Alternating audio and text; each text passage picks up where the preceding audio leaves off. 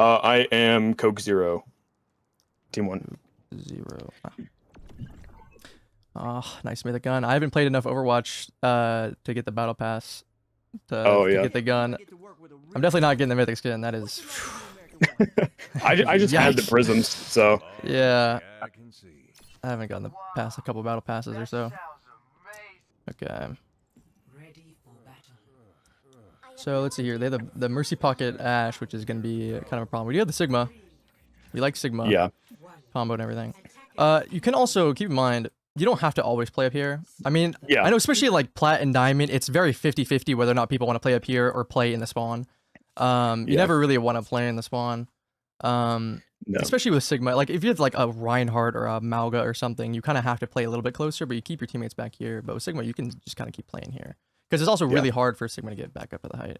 But you can play kind of cheekily down here, where you kind of let them walk by, especially if your teammates are playing down here.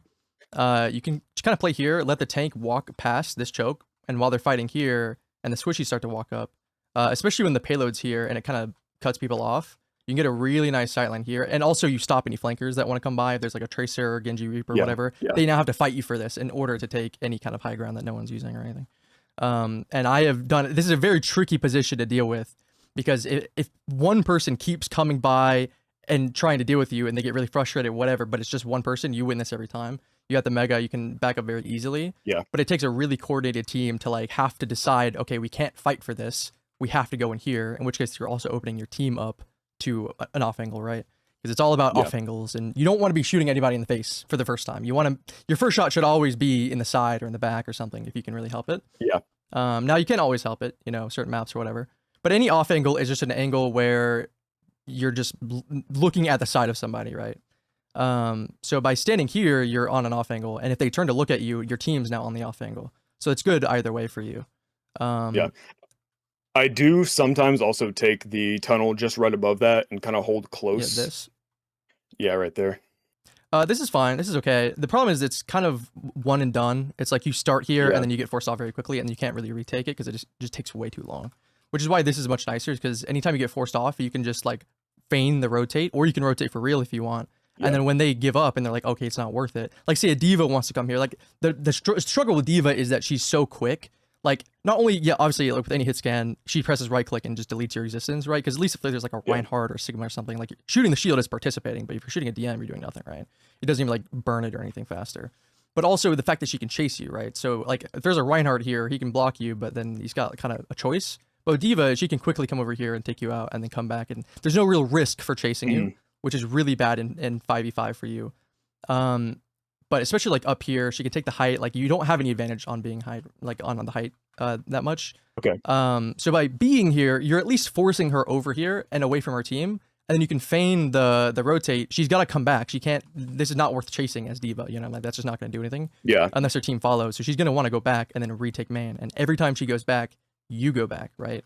So you're kind of playing this tug of war, because everyone's always paying attention to whatever the biggest threat is. So with off angling and flanking in general, no matter who you play with, especially with like Soldier, if you're rotating a lot, Tracer, Sojourn, at least you're just playing to like burn the tank down or whatever, cast anything. It's all about playing with becoming the biggest threat and then giving it off, right? So you're always kind of playing with your team, not necessarily in the positioning, but in the timing, right? So your teammates are not really a threat right here, like halfway in the corner, but like as everyone's fighting here, they're the biggest threat. So you can get away with going for kills here. And anytime that you're not the biggest threat and you're on the off angle, that's basically what it is. If you're off angling, you're not the biggest threat or you are the biggest threat rather. No, sorry. I'm getting ahead of myself. You aren't the biggest threat because they're looking at whatever it is, right? So you're on the off angle, and then that's when you're going for kills. That's when you're looking for the opportunity to get a free headshot, blah, blah, whatever. But when they turn to look at you, that's when you're just like getting attention, right? You gotta like give up attention and go for kills. And when you do that is when they're looking at you, essentially. So you're kind of passing it off the attention of the aggro to your teammates. So like when Diva comes and chases us here, we back off. We're no longer the biggest threat. She goes back. Our teammates are now the biggest threat. So then we come back and look for more kills until we get that attention from being the threat. Does that make sense? Yeah, totally. I never really thought of using this time. I mean, I know it exists, and I normally use it on the attack, but I never really thought of this as like a viable thing defense position. With all that explained to me, I get it a lot more. Yeah. Um, This is but not like I a was just commonly I'll played open my position or thing. Do not feel bad for not Yeah. thinking this is not something that I even see very often, but it's a very underutilized position on defense. I think it's Yeah. just because it's such a narrow angle. Not very many people can get value from this unless they're holding this room, like a Junkrat or something that just wants to sit in this room, or Symmetra or whatever, right? Yeah. But like as Cass, especially, or even a faster character, maybe not as much Sojourn, just because again you get more value from just being able to spam the wider angle and just being a threat on that wider angle. But especially like Soldier characters that kind of want to rotate or really take off angles that don't really do much from just spamming from main. This is a great angle to take because you can just give it and then retake it, right? At will. And then you're essentially giving them a dilemma where they either have to invest enough resources to take this, right? Whereas they didn't want to do that before. So now you're forcing them to do this rather than allowing them to do whatever they want to do, which is generally not take this tunnel. Maybe one flanker or two, whatever wants to take it. But so that's taking pressure off your teammates. And anyone that wants to come in here and fight you is you're taking that pressure off your teammates. And you're also taking off the pressure of worrying about someone sneaking through here and flanking.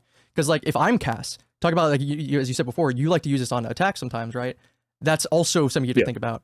The attackers do want to take this, not like in an insane amount where it's super worth chasing you 100%, but like a Cass or someone like an Ashe would not mind taking this if they're like good enough. But with a Mercy Pocket, an Ashe getting here can be absolutely devastating, right? Even just to throw one dynamite and Coach Gun out and leave, right? As her diva like sprints in, you know what I mean? Like that can be really devastating. Not that you're gonna get that kind of coordination or anything, but it's something to look forward to, right? I but think like for as most of the game, I forgot that tunnel existed entirely. yeah, well, that's the point, right? Is like you make it something that's worth fighting for. You make this position that they don't want to fight for something they have to fight for, or you punish them if they don't, right? It's a damned if you do, damned if you don't situation where you're giving them a catch-22 where they have no real good options. It's just a loss either way, rather than everyone being here and then there is no option. And then if they want to go here, they're not losing anything from going here because it's leading to something actually good. Especially if your whole team is playing down here, it's even more crucial to hold this position. Because if everyone's up here, then they're not as worried about someone coming down here. Now on attack as Cass, I will take this flank, right?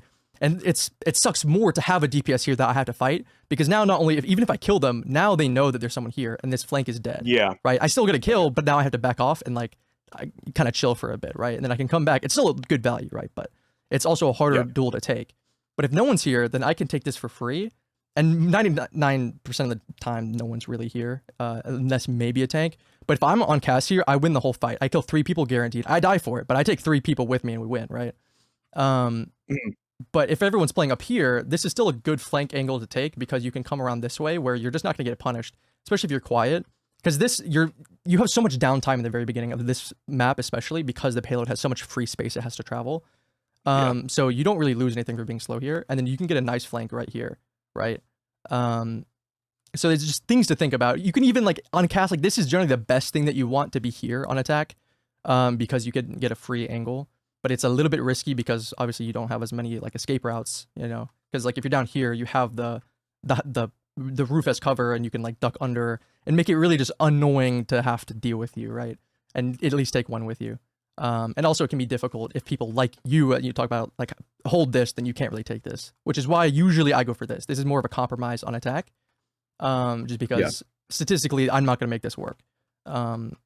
So yeah, this tunnel, and it's not just this tunnel. There are thousands of different places on every map just like this one, and they vary in value. But if you can really like kind of train your eye to see these positions, your positioning will like actually skyrocket, and you'll get so many more free kills. And you'll also feel like you're doing nothing sometimes, but actually be doing so much, because I've played a full competitive game of Overwatch, and I didn't die once using this tunnel, because we didn't lose a single fight because they just could not adapt to me being in this position, and I was unkillable because I could just keep backing up. And this position was also not as good because my teammates were playing high ground too, so it was even less worth it to fight. So then I just never died, right? And then I used the same flank angle on attack, and then we won because the payload was like right there. But it's just a very, it's using the terrain in a way to make up for your lack of mobility, right? It's such a quick rotate. And I know I'm kind of harping on this position a lot, but it's not just this position, right? Think about the principles of this whole situation, right?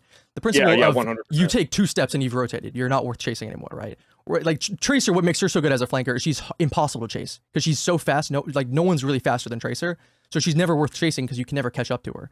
She's only ever good until she dies. If she dies, then it's all. So it's this game of like cat and mouse. So like making yourself a good enough bait to try and get people to chase, get that attention, and it punish them if they're like, okay, I can't kill her, I can't worry about her, I have to focus on the choke because the chokes, her teammates are applying so much pressure. Then she comes in and drills you in the back of the skull, right? Then she's like punishing you for not taking the impossible scenario, but she has the ability to do that. So that just gives her more options, more places to do it. Like here, like she could flank, blah, blah, blah, and then like recall out and be impossible to chase. On Cass, you can shoot from here. That's the value. You can just play from the range. But if you're here flanking, you're not like getting out. You're going to die, right? So the positioning here is like, you can do that same thing where you make yourself worthwhile to chase in just as minimum steps as possible with the best kind of angle, right? So it's the lack of mobility that you're trying to make up for. But again, you have that like lethal kill power. Like in that angle, like Tracer's not really going to go for a kill. Like if she's trying to hold the same kind of off angle, quote unquote, whatever, even kind of maybe Soldier, like she has to get really close and then back off. And then now she can't do anything, right? Like she can get maybe some bit of attention, whatever, but she's not a threat here. And everyone knows it. She's a threat in her potential of what she can do eventually when she gets her cooldown back and go for a drill or whatever, right? But in Cass, you can just sit here and always be a threat. You can back off a bit and then like not be worth chasing, but then come back and you're instantly a threat. You don't have to like put yourself out there to be a threat, right? Using that range and also that burst like power. The burst potential in Cass is amazing for off angles. Yeah. This is not a bad position by any means. It can be a little scary though, because especially if like Ashe comes up there, then you're in a good position to fight her, angle wise, but your teammates are not really in a position to help you, and she's also got a mercy pocket, which you don't know until like coming up, but that kind of thing, you just have to be wary. This is good. I like that you're not like moving constantly. Like you shouldn't always stand still, blah blah blah. You never stand still in Overwatch is a saying, right? But it's actually more so knowing when to stand still. Also, I don't know what the D was doing. Good job.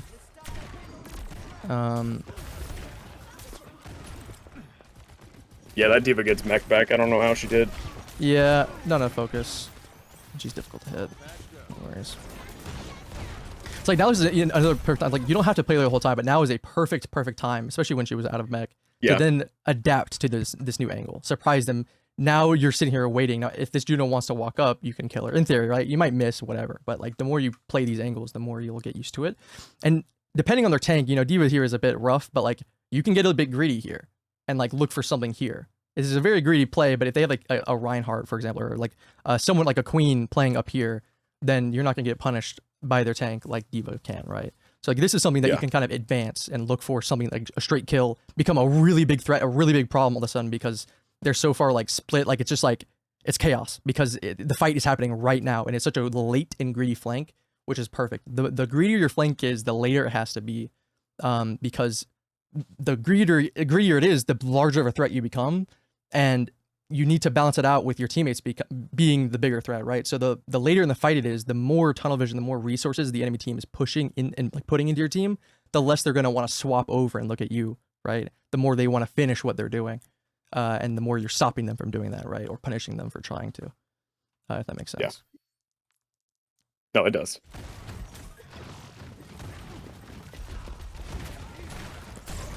It's like, oh, this is a perfect time to do that.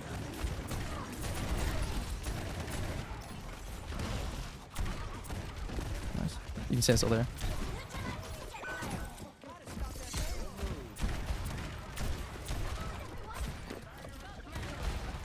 Like that's also the nice thing, right? Is like you're not under any pressure at all, right? Like you're at a very safe angle right here, but even like here, you're at a safe angle. You can stand still, which will allow you, because they're not looking at you, they're not pressuring you. You can stand still, so that you're annihilating almost every variable, pretty much, that like in human error, apart from just your raw aim. And that is going to make it so much easier to hit these headshots and get these kill confirms that you wouldn't normally get. Like imagine how much easier it is to kill this Mercy here than it is here, you know? Imagine if you could take out Mercy, boom, boom, right? It might be hard to hit the shot, whatever, but let's say you're in this position, you give yourself the opportunity to hit that crazy shot, right? And you get used to it and you hit it, it's easier and easier and easier. And so this is kind of why it feels like you can't really get any kills, you can't really confirm anything, is because you're in such a kind of safe position where you're not able to see anything for long enough to kill it, right? You're putting yourself in a position where you have to really hit some crazy shots. Because this shot on Mercy is hard, but not nearly as hard as trying to hit Mercy as she's flying up to the D.Va, hiding behind the thing, whatever, or doing enough damage to D.Va while she's up here and then flying across again, whatever, while she's getting healed, because no one's looking at her except you, you know. That's gonna you're taking harder shots. Like, these are harder shots to hit.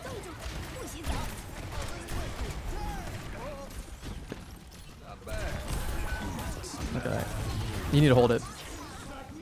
The D.Va, you wanna. She only has 2 seconds of DM. I say only. It's a long ass time, but if you can bear to sustain, like, yeah, you want to die as quickly as possible while you have your health up. Yeah. And it's possible that she's already used a decent amount of DM, but you can kind of wait her out at least a little bit, until you're low, because you're probably gonna die here, even if you don't get a huge die here. But if you can wait just long enough for that DM to go down, 3 people are dead and you demech D.Va, right? Like, it's an all or nothing Deadeye. You have to go all in on it. So you can wait it out because you have 8 seconds of Deadeye. I mean, obviously you'll probably die before the full 8 seconds or whatever. With Deadeye though, I normally just try to use it to confirm a couple kills more than anything else. I'm not looking for huge flashy plays. I will say, correct. This is one instance where I would disagree with that, and do you know why that is? Why I would go more for like team wiping Deadeyes. Like, what variable is here that isn't always the case? I mean, it was just me and Sigma. Yeah. So that's the thing, right? Is you have Sigma flux. Yeah. So you should, like, now would be a great time to Deadeye, right? Right. The time that you did it wasn't bad either. You just shot it too, like, you gave up on it. You should have, like, committed to the Deadeye. Because at least, even if you got, like, people half HP or whatever, right? Then this Deadeye would, or this Flux would kill it, right? So, like, this is a great combo for you because you can pop Deadeye here, and then now they have 2 people they have to CC. They don't have any CC, but they have 2 people, like, there's an Ana, right? Pretend. Now an Ana either has to sleep you or has to sleep the Sigma. It's hard to sleep the Sigma, but better Ana's will. It's easier to sleep you, but if you're giving the dilemma, then one's going to go off either way, right? So even if you get slept, at least Sigma's going to guarantee get his ult off, right? Or if he gets slept, then you get your ult off. And he's also put enemies in a harder position to deal with your ult, right? So here, like, they're just all up in a platter. And the D.Va's still a problem in the same way that she was before, where the DM exists. But also that Sigma Flux will give you more time as well to sit there and hold it and wait that DM out. So this is an instance where I would wait, because that's kind of your win. You don't really have a win condition here. You have like beat, but you don't really have any, you don't have like a grab dragon or anything like very obvious like nano overclock or whatever, right? This is really your main win condition to win a fight. Is everything that you're working towards is building the Sigma Flux and the Deadeye while holding as much space as possible. Because they also don't have anything to stop that combo whatsoever except for DM to stop you. So that's where I would say that's you should have held it just a little bit longer. Yeah, but it was good timing.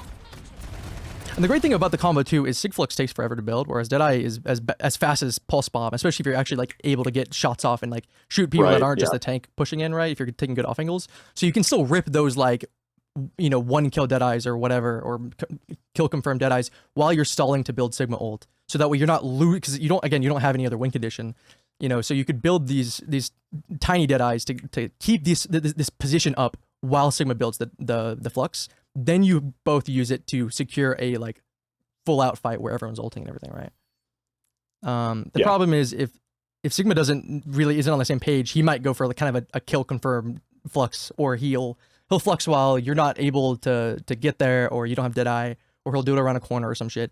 Even if this happens in my game, right? Like I'll be like, hey Sigma, let's Flux combo, whatever, and he'll still just pop it and do whatever the hell he wants with it, and with no semblance of where I am or my ability to follow up with it. So it's not perfect, but oof. I don't know how I lived that bomb. Yeah, that was like pixel perfect. I would have gone for that kill, honestly, because you're not gonna really live here unless you might actually get out. But even at the very least, if you force it, yeah, I think they didn't really pay attention enough to realize that you were up here, other than Ashe. So I don't think that D.Va's actually gonna punish you. So, but even there on the Ashe, if you should just like recognize the threat. I mean, that's very nitpicky, but like being able to stand still and take your time on that shot because she doesn't see you. Yeah. Like that kind of stuff. Like I wouldn't probably do that either, but like that's a very like micro case of the general fundamental. Okay, I'm not mad at you getting out. You had another touch. Okay, well, didn't matter.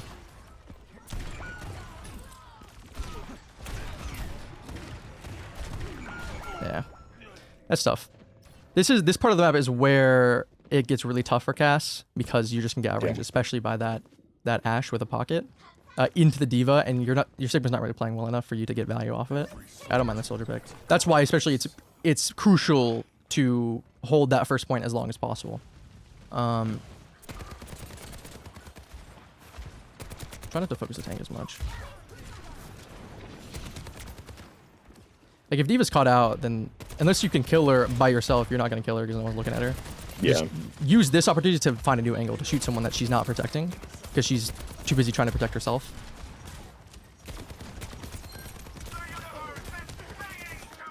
Yeah, deep and left. There we go. So there's another opportunity where we can, like, kind of simplify this angle a bit. So now we're protected from everybody but Mei. Now we can just stand still in just turret mode until she, like, gives us a reason to start moving. You know what I mean? Because she's also just, like, three of the people she's looking at. Oh yeah, no, 100%. I get it. Especially while you're not playing thinking about it.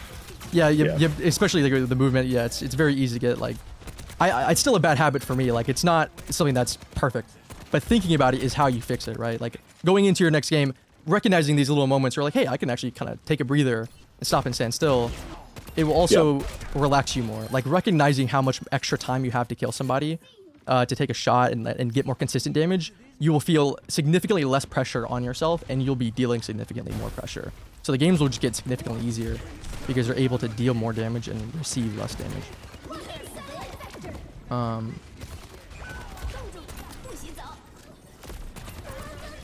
It's especially more crucial on Cass because he doesn't have... Because, like, when you're strafing, right, like, the trade-off with strafing is that you're making yourself harder to hit, but you're also losing accuracy, right? Which on characters like Tracer or Soldier, it's not the end of the world because you're still hitting some.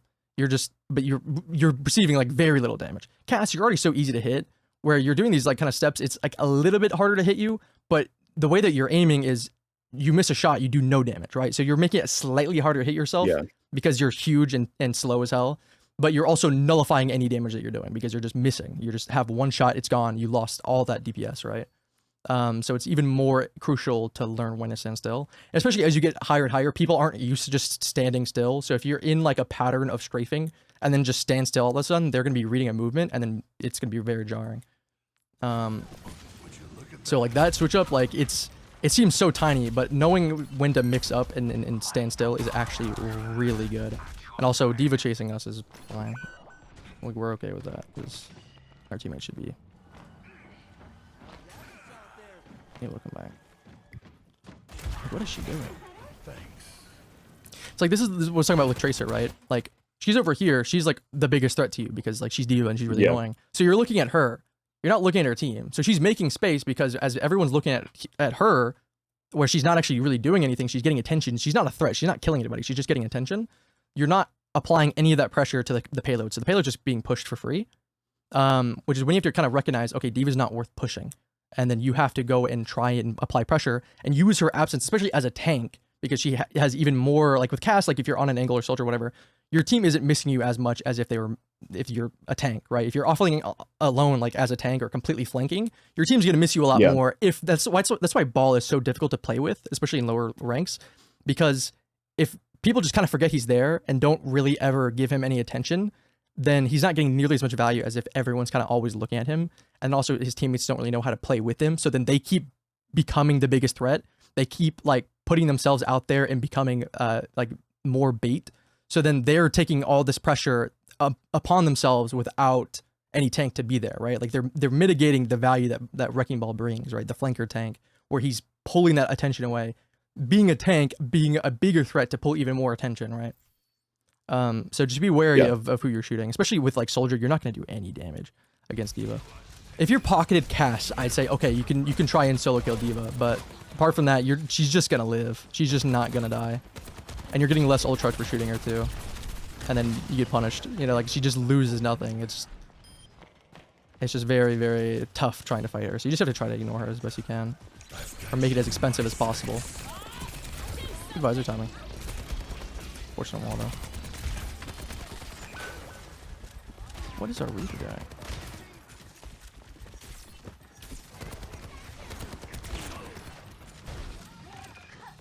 Like these are good. Like this is like good like attention pulling and you have good ult timing.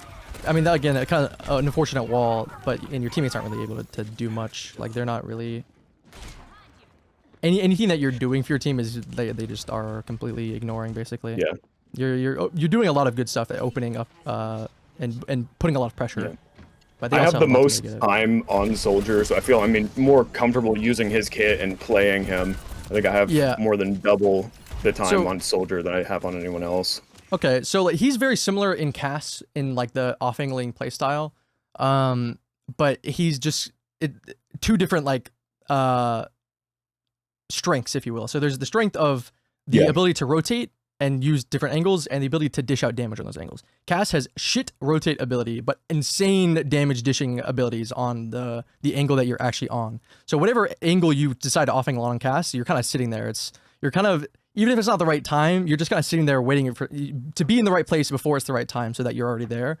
You know, when you have the mobility, you have the options to be like, oh, this is a better place at this moment. Let me go there real quick. Cass doesn't have that. But the reward is that when you are there at the right time, you can do a lot of damage. Soldier is kind of the reverse in that, where he doesn't do a whole lot of damage in any given angle, but he can be very annoying and just play from angle to angle to angle and keep flanking and keep like deepening his angle and making it very expensive to chase. So he's not as much of a threat, but he's significantly less worthwhile to push because like Cass is a bigger threat and also easier to push and easier to chase out. So it's easier to get that aggro, right? Because he's just easier to punish. Soldier can't do as much, but he can get away with a lot more, if that makes sense. So you should be using you don't really want to be sitting on any like shallow angles. Like this is good. I wouldn't want to stay here. Yeah, like as soon as I force ice block, I'm just gonna leave because it's just so easy to get punished and chased. I don't know how you're living. You should be ready to run here. Like you can't kill anyone here. Like that's also another nice thing about Cass is you're dead here as Cass, but like this is a position that I've been in thousands of times on Cass. That's just the nature of off-angling, and just if your teammates move in a certain way, it can just completely nullify your position and like your safety. Like things can just go wrong very quickly. But that also puts you in a position where you get jumped by 3 people. I can guarantee get a kill here maybe 90% of the time. Just a cheese bullshit kill here on Cass, just because I've done it so many times to like make the value a little bit. Like it's not something you want to happen, but it mitigates the loss that you've suffered. But on Soldier, you don't have to die here. Like I wouldn't really bother shooting here. I would just use those legs to just reposition, right? You become a threat here, you force them all over here, that's good. Just rotate. Rotate to a new angle that they're not on. Keep forcing them to deal with you, right? Don't give them the satisfaction of keeping they're staying in the same angle, right? One of the problems that I think is that one of the worst things I do is just going on autopilot. So I don't really like think, like, I mean, it's not too much thinking. It's more just like knee-jerk reactions, basically. That's how you play Overwatch.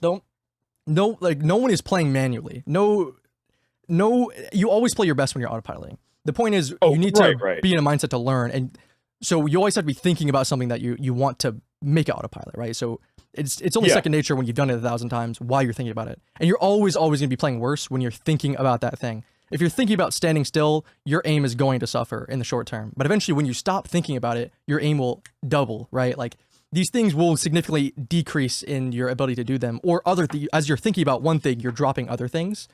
So it's a 1 step back, 2 steps forward kind of situation with learning and improving when you're in a kind of a plateau where you need to make drastic changes. Which is why I focus generally on one thing at a time, maybe one tiny thing. See, the good kill. Like I don't hate this play, actually. I mean, the timing was a little bit rough. Like instead of like running around here, if you're gonna do that play, I would have done it immediately here. It felt so awkward in the moment. It's awkward, but you got a kill out of it, and you forced Diva all the way back here, right? Like she went from being a threat in the choke to a goose chase, back to her spawn, right? Like, and you got a kill for it. You are gonna get back just as fast as that Ashe is, right? Because she doesn't have to go as far, but she can also shoot from further away. But you're just significantly faster, right? That's also another great thing about Tracer, right? Why she's the dominator of flanks is because she is the best person to trade. You never want to trade if you're not Tracer with a Tracer, because she's just gonna get back faster than you, no matter where you are. And that's just like third point of like, you know, like if it's right here and she's on attack, you might get back faster, right? But like she's so quick, it nullifies her death. Like because the reason why dying is bad is because you're not participating in the fight at all. So the longer, like, yeah, there's an 8-second time to die, right? But the longer it takes to get back, the longer you're dead, essentially. Same reason why the longer this diva's chasing you and not participating in pushing the payload, she's basically dead. So, like, if you think about it like this, you can take a 1v1, you go for a kill. You take a 1v2, you go for attention, right? So if there's a diva and a mercy chasing you, whatever, you're not trying to kill anybody here. You're trying to keep them away from the fight as long as possible, because you're essentially killing 2 people for the price of you for the entire duration that they're chasing you, right? And you come here and you get a kill. If you think about it that way, then it's actually you realize, like, because dying is bad, but what does that mean? Why is dying bad? That's the kind of thing you have to think about. Why is anything good or bad? And think about the principles of what you are getting out of getting a kill. Why is killing someone good? What does that do for your team? You know, it's not Call of Duty. It's not directly kill 100 people, you win the game, right? It's like you could kill 1,000 people and still lose. So you have to think about what that's participating in the actual objective. And then she's also teabagging you, like, you're making her mad. So she's out of the fight even longer, you know what I mean? Yeah. So, like, this is all really good stuff. I mean, again, I would have done it a little bit sooner, which that was just kind of a panicky thing. So it's not like you were thinking about, oh, let's do this thing, right? It's like, I'm dead, I'm just gonna run at their spawn and take them as far away as possible. But with Soldier, you can get away with that. You can do this play as she's chasing you. If you did it before where you had enough health, instead of, like, trying to shoot her, if you just committed to doing this, you could have made it so difficult for her to chase, and then she's gonna give up, and then now you're behind them and you can flank, right? Especially if Diva's going back here and Ashe is still here, right? Because, like, the Ram, you pull them away from the choke, Ram's here, right? So there's their backline is this choke right here, whereas Diva's going to be coming back from this way. So, like, now you basically have unimpeded access to their backline, point blank range, while they're not looking, and there's no Diva to hassle you, right? So you basically make it so expensive, like, anything that would normally happen that makes it difficult to do anything, because, like, Diva gets in your face, blah, blah, blah. Like this, for example, like this angle. Oh, this is a great angle. Oh, now there's a Diva in my face. Well, now shit, this angle sucks. But if you do this, chase her, or, like, get her to chase you, now it's no longer worth it, right? You come back, now you can take this angle without her being there, right? Or if she keeps coming and keeps forcing you off, then you're making her spend less time doing the things that she actually wants to do. She doesn't want to chase you here. Or maybe she does because she hates you, but, like, the tanks don't want to have to clear this, right? They don't want to have to do this. They want to fight here and push the teammates out, right? Your teammates out. So she doesn't want to chase you all the way to her fucking spawn, right? So this is a good thing that you're forcing her away. It's not necessarily like you want a Diva on your ass, but you're getting value regardless. If she doesn't chase you, you don't have a Diva on your ass and you can do whatever you want. If she does chase you, then you have a Diva on your ass, your teammates can do whatever they want, right? Yeah. I don't remember exactly what I was thinking in that moment, but I did know that I was probably going to die, so I just thought maybe run into the back line, get a kill. That's a good thought process, right? But that was more out of, like, panic, out of, like, the, you know, last resort, like, oh, I'm just going to go for a kill because I'm dead anyway. And that's exactly how I think on cast, because I am dead anyway. There is no getting out. It's just trying to get as far, you know, as much as you can when you do lose. So that way, instead of just dying, especially because you're really slow on casts, getting more, trading a kill in a situation where normally you just die kind of justifies that slowness a bit more and that greedy kind of play style. But on Soldier, again, you have that luxury to be safer, right? To dip. You don't have as much kill, you know, threat, but you can leave and then make yourself so annoying to chase where they're like, I don't even care about the Soldier anymore. I'm just gonna fret he's there. Especially if this Diva keeps nullifying you over and over, it feels like you're getting no value. Eventually, this Diva's not gonna see you as a threat unless she just, again, hates you and just has aggro or whatever. Eventually, she's not gonna care enough about you, and your teammates, in theory, would be doing enough where you pulling her away is going to be enough for your teammates to become the real biggest threat. The pressure of this Diva has to be like, okay, I need to be in the front line. I need to be helping my team. Now you can get away with flanks where normally she'd chase you away because you've made it so that she just can't afford to chase you anymore, right? It's not worth it. Right. And then you punish her for that. Whereas if you're always playing in a position that she wants to fight, if you're always playing up here on Soldier, Diva's always going to push you off this high ground. There's no reason for her not to just fly up here and get you off this high ground. You know what I mean? But if you're flanking over here and then running through respawn, whatever, this eventually gets really old for the Diva. You know what I mean? And your teammates can push up eventually, right? And will eventually do more. And then so eventually you can start getting away with that kind of stuff.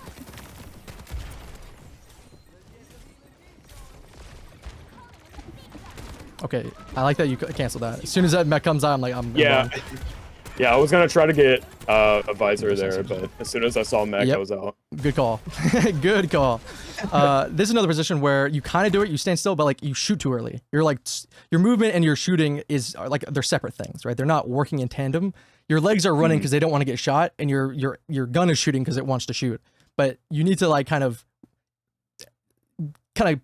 conjoin them together.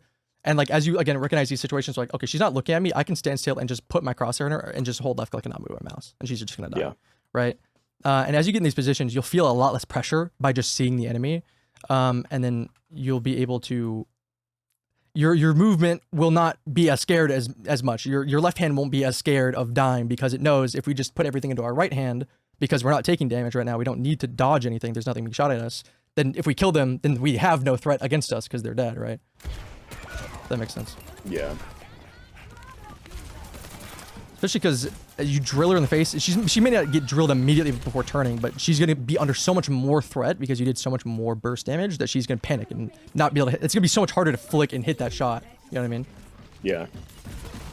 It's all about the pressure.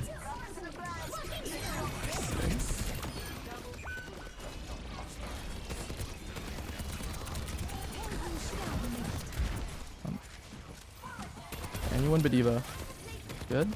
Okay, never really she's going to be there, but okay, we forgot about the Mei. It's okay. Yeah.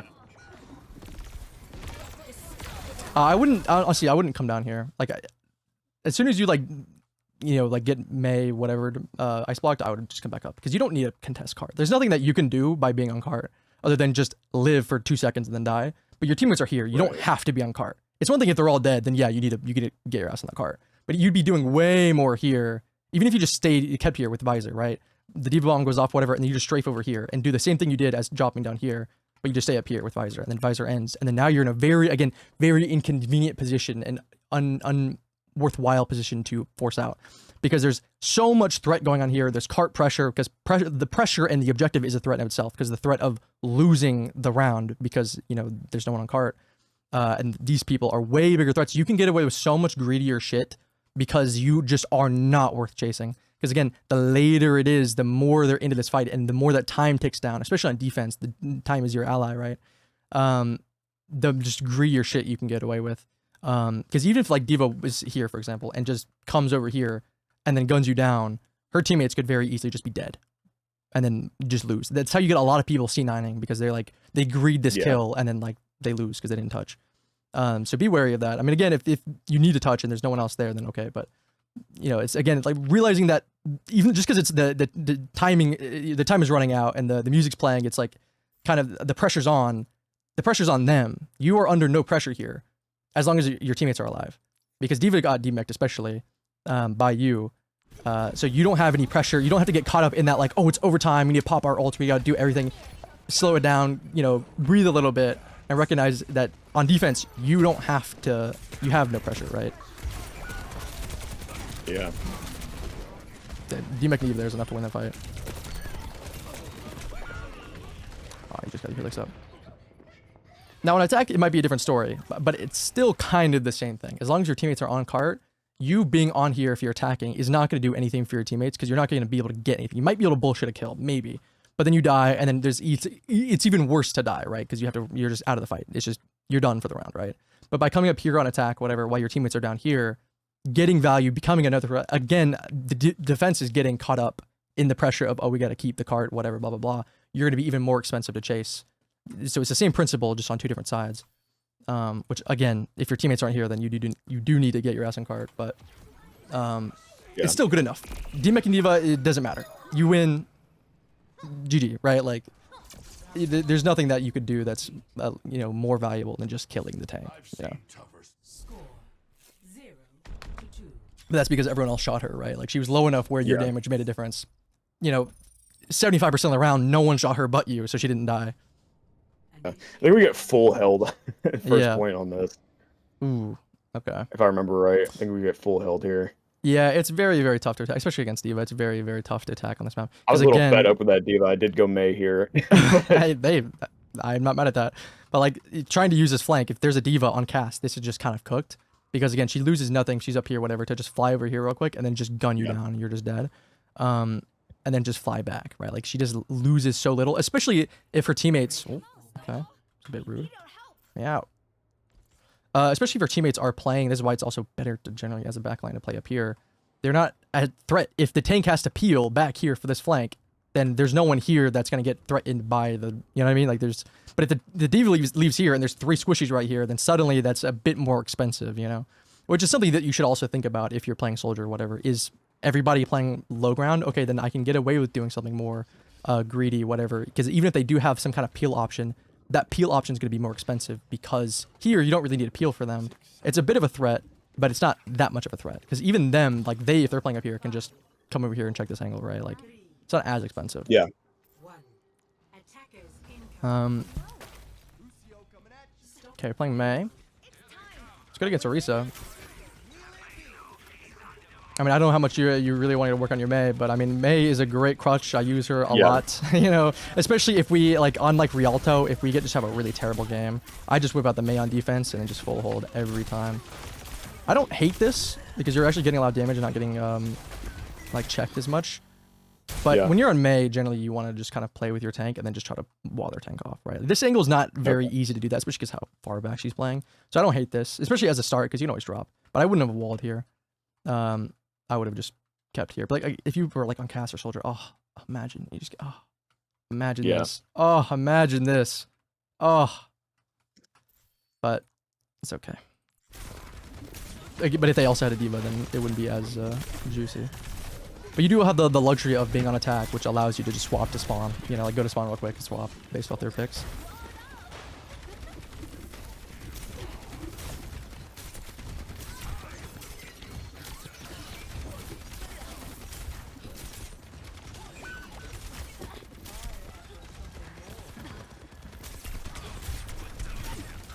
Oh, that would have been a perfect wall on the Orisa. But make sure to break your wall. If you press E again, you'll break your wall, so you get it back faster. Yeah. So if you don't need your wall anymore, just break it. If you're using it for like mobility or whatever.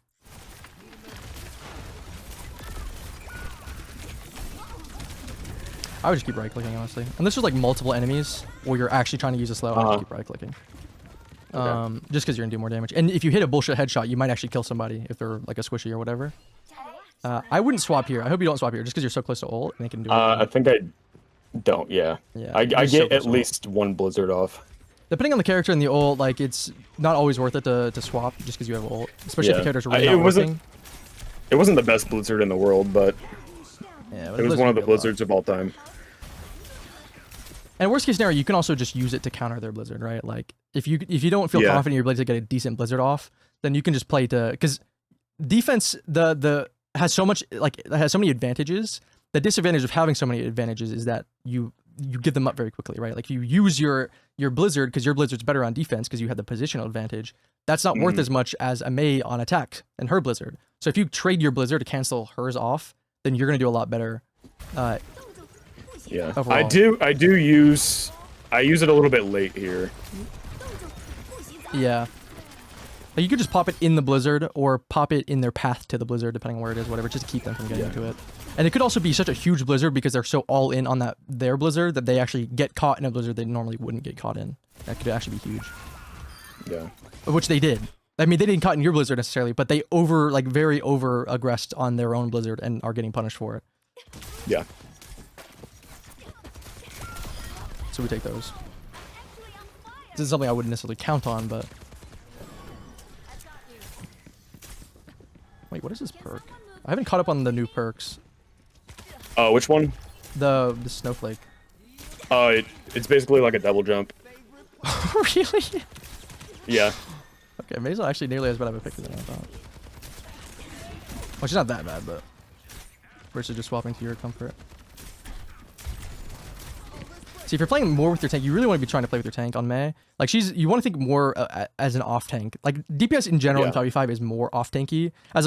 Notice mostly when I'm talking about positioning, I'm talking about creating space, like getting attention via your damage. You're creating space by becoming a threat because of your damage, not because of your presence and your crowd control like tanks. But on Mei, that's not really the case. She's more so half and half than anybody else in the roster, where she's like 50% off-tank, 50% tank or DPS, because she can do a decent amount of damage. If you hit your right clicks very consistently. Yeah. See, like, especially if you get comfortable with right clicks, you can just, I wouldn't even wall. I would just use beat and just headshot with confidence, yeah. And you can get those kills more often.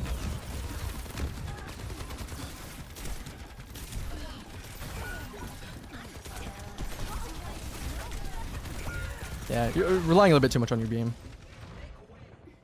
Just a tiny bit. I don't play a ton of Mei. So. Yeah, yeah. Like I said, like I'm not like super like trying to nitpick or whatever because I know you don't really play Mei. But in these situations where you might want to crutch swap on Mei, it's good to have these little bits of just kind of efficiency tips.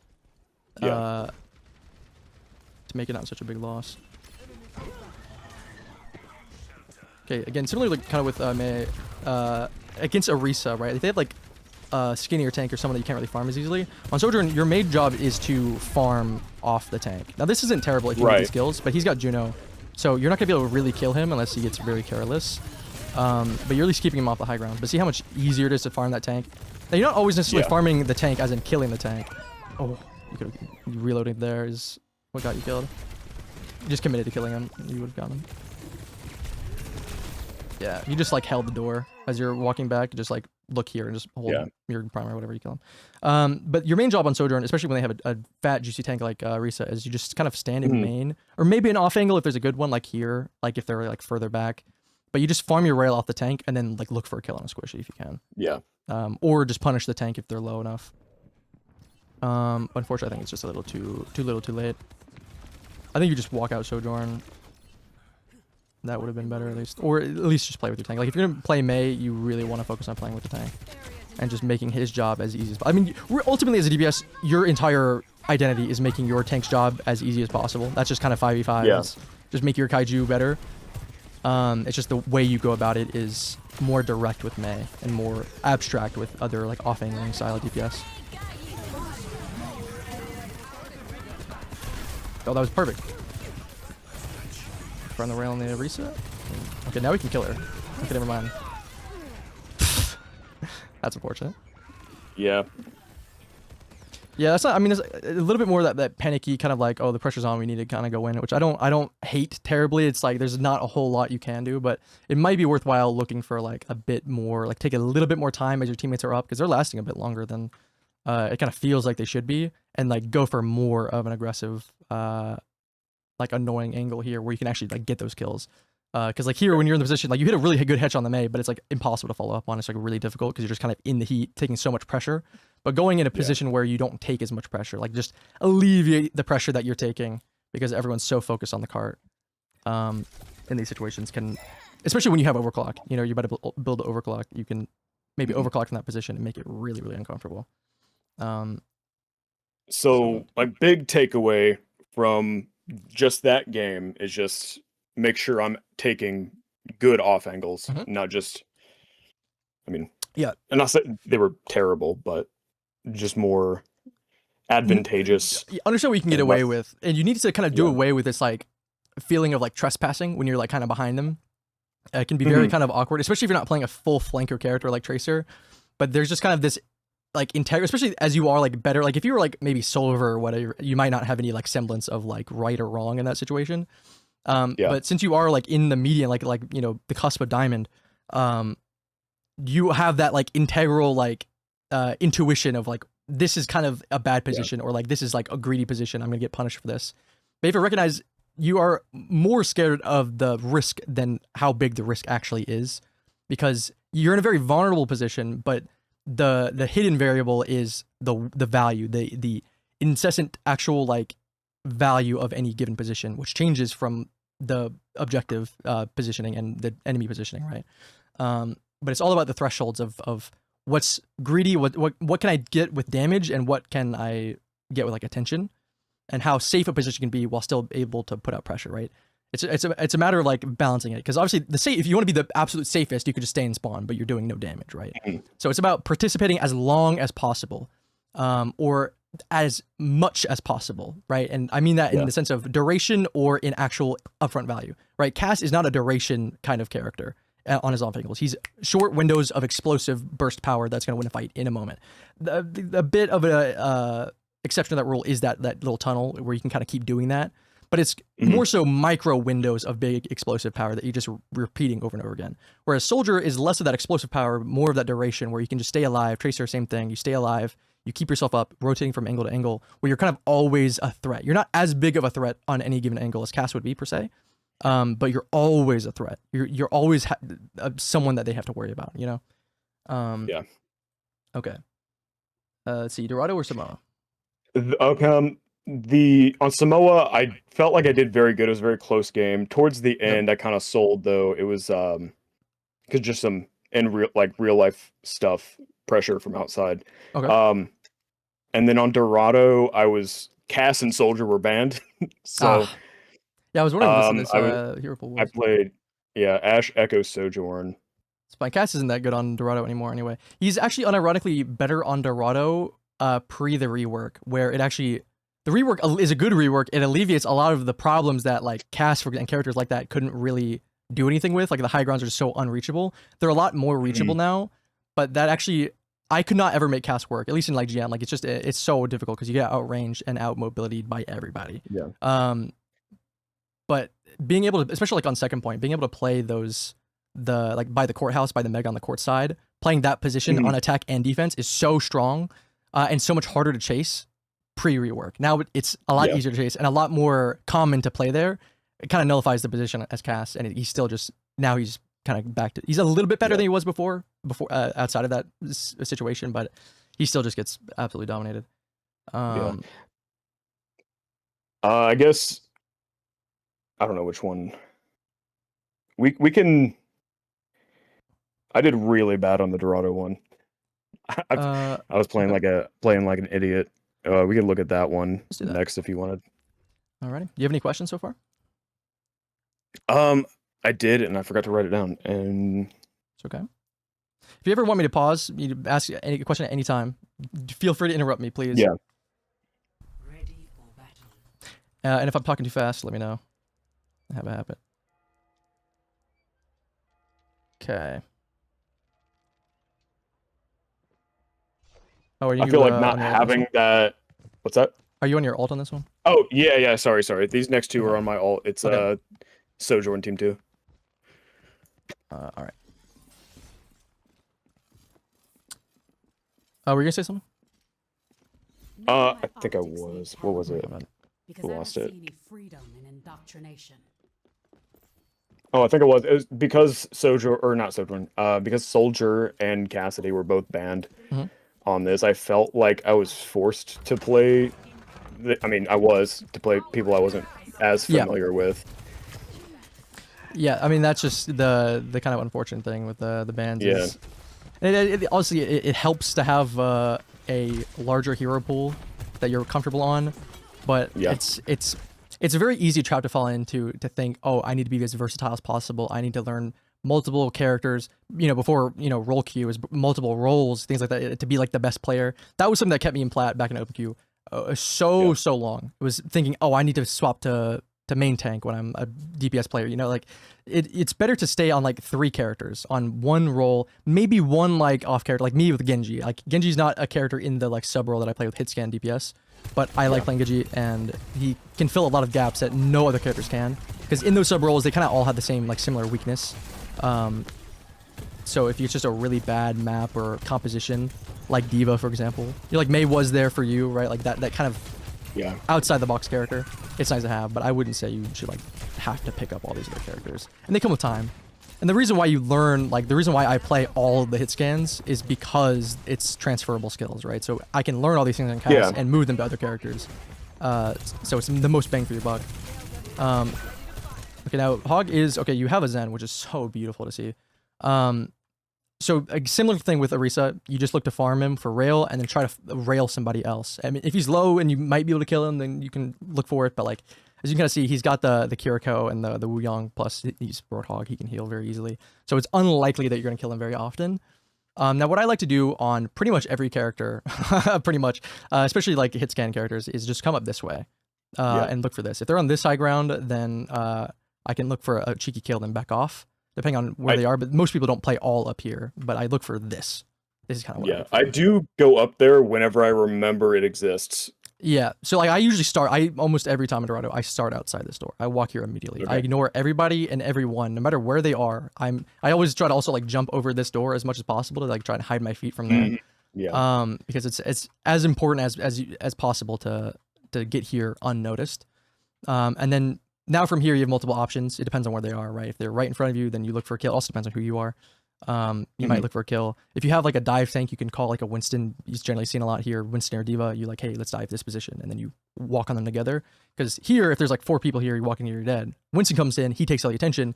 Then you can kind of come in here and get away with something, whether it's cast, soldier, or sojourn. You can throw your E down, right?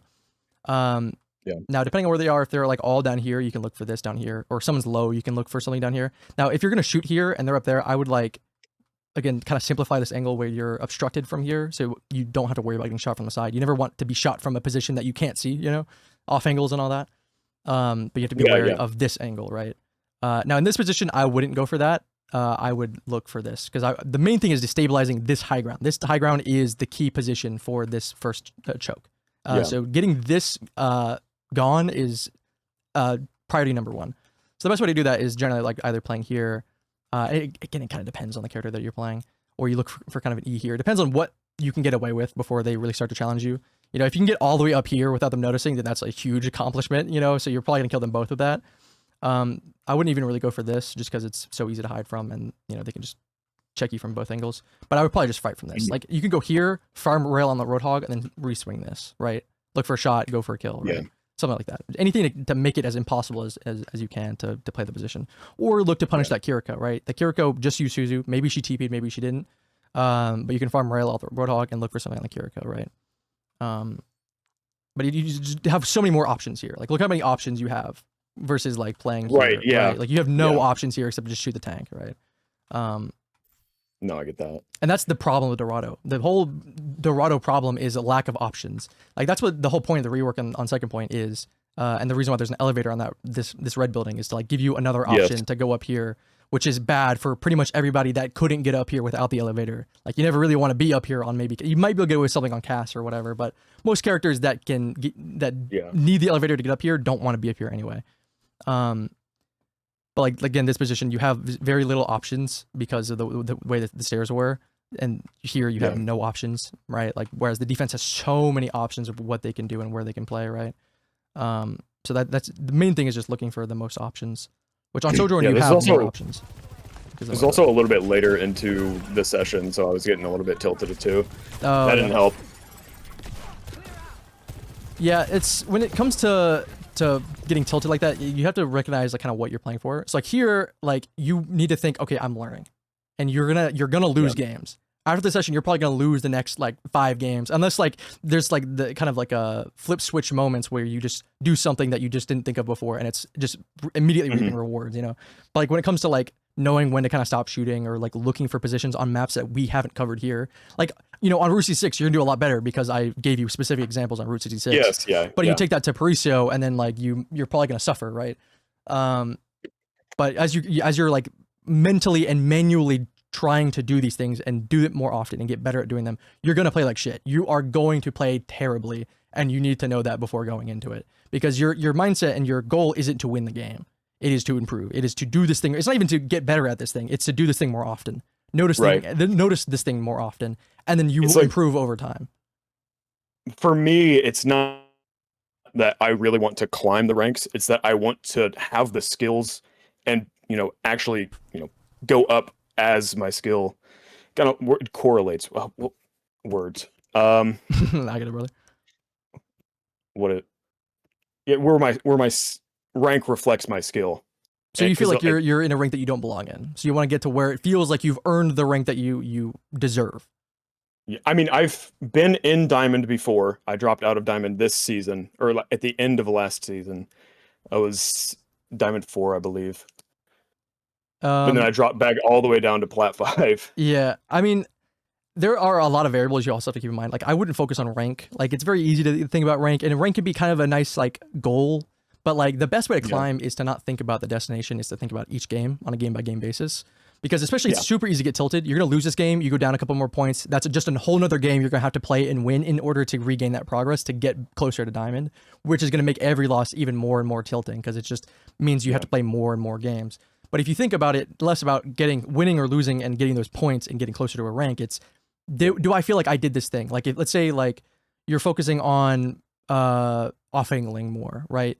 Or standing still more often in moments where you can get away with it and doing that better. If you felt like that game, I got a lot more kills that I normally wouldn't get, or I stood still and got multiple instances I can think of where I got free kills because I stood still on an off angle or whatever. That is a win because you did that thing that you wouldn't have done, and then that's something that you get closer and closer, and it reinforces that behavior that you're going to take into and eventually become muscle memory, and you won't think about it anymore. And then you'll start playing. That's when you'll see significant improvements, and then eventually you're going to plateau again when there's another thing that's kind of holding you back or whatever. Which is why I focus generally, like, you can either intensely focus on one thing or kind of half focus on two things. It kind of depends on like the intensity of that action, right? Like standing still in certain moments, or like crosshair placement is a good example. That's a very intensive, mentally taxing thing to do, is sit there and think about your crosshair 24/7. Your aim is going to be terrible. It's something that's going to be really hard to try and do. So that's not something that you really want to combo with also having to learn when to stand still or learn to take an off angle, blah, blah, blah. Just focus on crosshair placement. Just focus on this one thing, get it better, so that way it's done as quickly as possible. Yeah. But it also helps when you aren't always just trying to improve, knowing when, and that's why you can use your ult or your main, whatever, for one or the other, where you're just practicing, and on the other one, you're just playing to win, and using what you've learned. Because if you are always kind of trying to improve on something halfly, but you're also still really trying to win, then you're just going to be playing worse than you would play just autopilot, not doing the things that you've learned, and deranking anyway. So you got to think of it more of an investment. You know, you're kind of funneling all your value into savings that are going to pay off in dividends later. Yeah. This map doesn't. I don't have a lot of playtime on this specific map, so yeah, I hate Dorado. I struggle with it a lot. But I still go into this map thinking, oh, that's just a 3 loss, whatever, and I just like kind of move on mentally. And like, I'm probably gonna lose this map. It's not the end of the world. Yeah. And I stopped doing that with the cast thing until they reworked it, and then it went back. I was like, okay, well, I give up. At least playing cast. Yeah. This isn't the best game ever.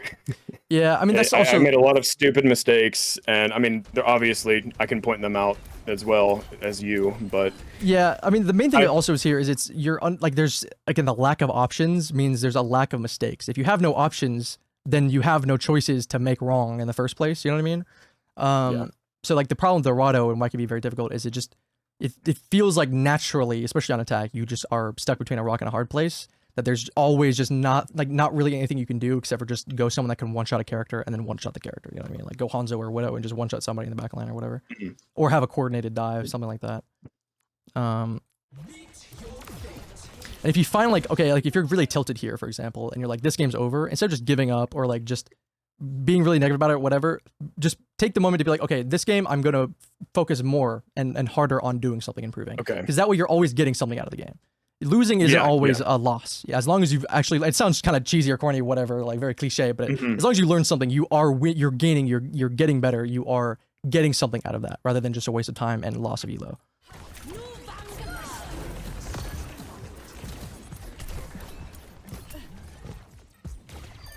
I do say that, but don't give up immediately. Like if you lose one fight, this game's over. Let me just practice a character I've never played or whatever, you know.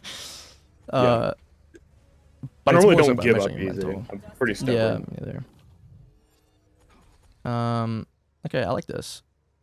I would prefer to be deeper here, just because you have no range on Echo, really. Like it feels like you kind of do, but you really don't, because you can maybe hit a couple shots semi-consistently, but they're not going to do much damage.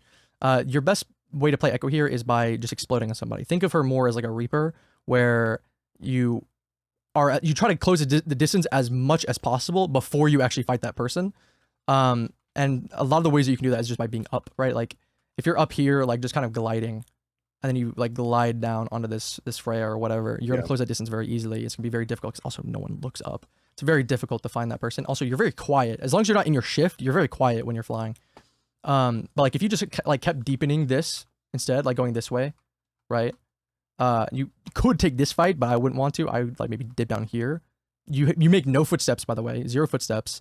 And if you know that this phrase up here, then you can just pop up with shift and then just jump or right click, boom, boom, boom, she's dead.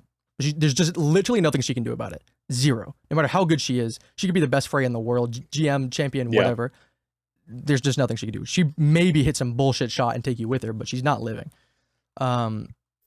but you also have to you're forcing that out of her, you know. But if you playing a little bit too passive on your side, again, you have to like think about that trespassy feeling, you know. Like here, you're still in your space. You own this space. You know, this is not something that you're threatened by being in, because eventually they'll start taking this high ground, and then eventually you'll be kind of there, but you're still not in front of them, right? Or beside them or behind them. You're in front of them, you know. See, and then you get closed in. Because you're in a position that's valuable. She wants to fight you here. She wants to go here anyway. But like, if she wants to go here, for example, like she wants to go there, but you fight her over here, even if you're here poking at her, right? You're forcing her to stay here, right? Or fight this rather than like being able to take this and pressure this, right? It's all about like forcing people to fight for things that they wouldn't normally fight for. Because at the very least, even if you lose, you're still forcing them to fight for something that they don't want. They don't win anything by killing you in some Timbuktu corner, you know? They've won the fact that you're not there anymore. They don't have to worry about you until the next time you come back. Yeah. Which is why it's fairly important not to die if you can help it. And just stay behind them. It's also a lot safer, if you're already flanking them, it's also a lot safer to hide and retreat to their backline than it is to try and go back to your team. I see a lot of tracers especially try to retreat to their team. That's very bad. When you're flanking, you're, especially like on these quicker characters like Echo and Tracer and whatnot, you're more so of a terrible sandbagging sixth enemy than you are a good teammate on your... A good flanker takes resources from the enemy team. A bad flanker takes resources from their team. You know what I mean? So you're basically like some throwing teammate that is forcing resources away from the supports or from the DPS, whatever, right? Like forcing people to turn and use resources on you that they don't want to use on you. They want to use on someone else or in a different position. So if you're playing with your team here, you're not doing that. You're just a fifth teammate. Now the Tracer gets harder because she can chase you, right? She can mark you. So you can't really run away from her. Unless you can get a lot of vertical mobility against her, which she's already starting on the high ground. So unless you force her down, and she doesn't have recall, you're not gonna be able to do it, right? So you just need to commit to fighting her.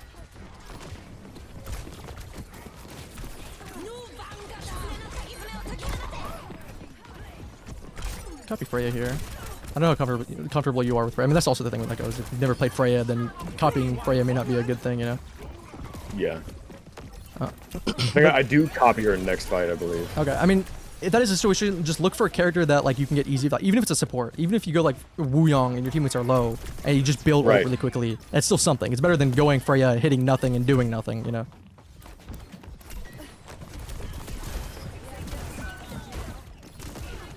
See, like here, you could even walk into the team and go Roadhog. Just a body block, be a big nuisance. In that door. We should get up. Okay, there's C9. We love that. Okay, I wouldn't have copied here. Do you know why? Why is this a bad copy? Unless you're swapping. Think about what you're, like, why you're doing what you're doing. What are you fighting for, and why do kills even mean anything, right?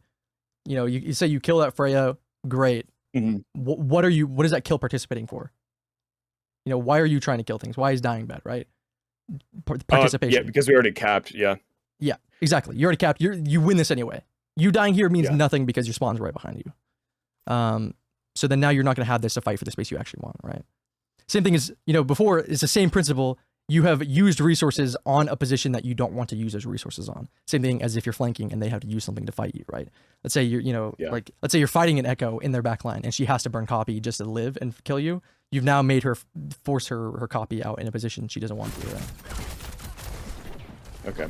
And there are sometimes you get spawn held or whatever, you know, but like it's still not worthwhile to just burn an ult off rip just because you can get some kills.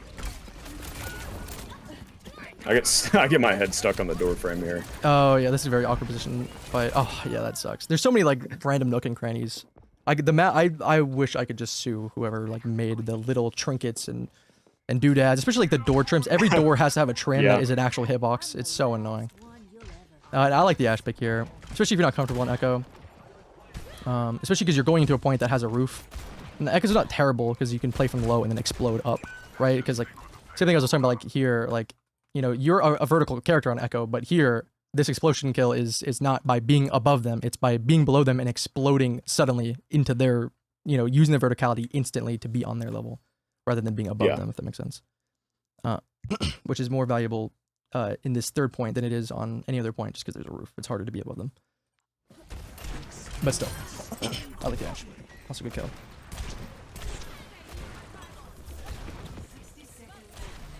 Yeah, I'd probably just, if that happens again with the bans, I would just probably go Ashe.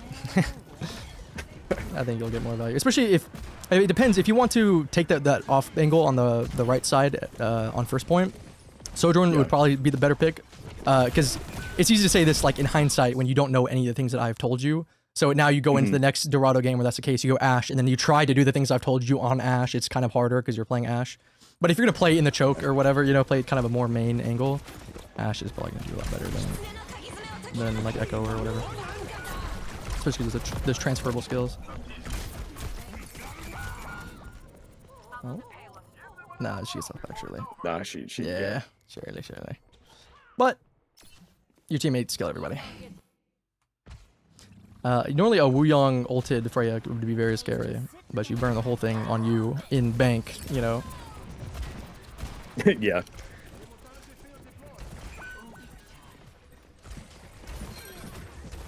It could also be worthwhile. I mean, this is something you can't do now, but it's something to think about next time you die. Like when you die, use that as an opportunity to think about how everything has progressed and like what you can kind of change. Because again, you shouldn't be thinking about things while you're playing. You shouldn't be thinking, oh, I need to go here, but unless it comes into your mind, whatever, sure. But like, I'm not crafting my plan while I'm playing the game.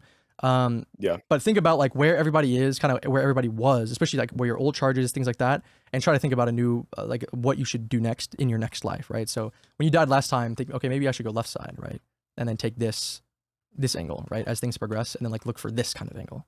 And this could be various, because now Tracer's like caught in like a sandwich, right? It's very scary, and it's very hard for her to push you because you don't have to move your mouse to shoot her, because there's one place she can be. Yeah, she's skinny, but it's very hard to miss the shot on a Tracer that's getting bigger on your screen as she comes towards you. You know what I mean? Right. Because then you can find more value. Like think about like, do you feel stuck? Is the angle that you were in not able to get a lot? Like here, it's like kind of hard to see anybody that clearly without getting like way too close. Look for a new angle, right? Before you get stuck into it, right? On Soldier, you can get away with, like, again, with mobility by just sprinting across or something. Like, you can get away with, like, that's, again, options. Mobility equals options, right? Adaptability. But on someone like Cass, this is why I said like, the pre-cognitive ability to decide where you should be before you need to be there, rather than having the mobility to be like, oh, I need to be there. Let me go there real quick, you know? Which is, like, I'm a Cass player. I try to force Cass in a lot of these situations as much as possible. Because he's the hardest person to think on, because I adapted the playstyle from playing Tracer when Cass just wouldn't work. But if Cass can do it, any of the Hitscan characters can do it, really. Maybe not Ashe. Like, Ashe can. But Ashe isn't going to want to flank as close range, you know?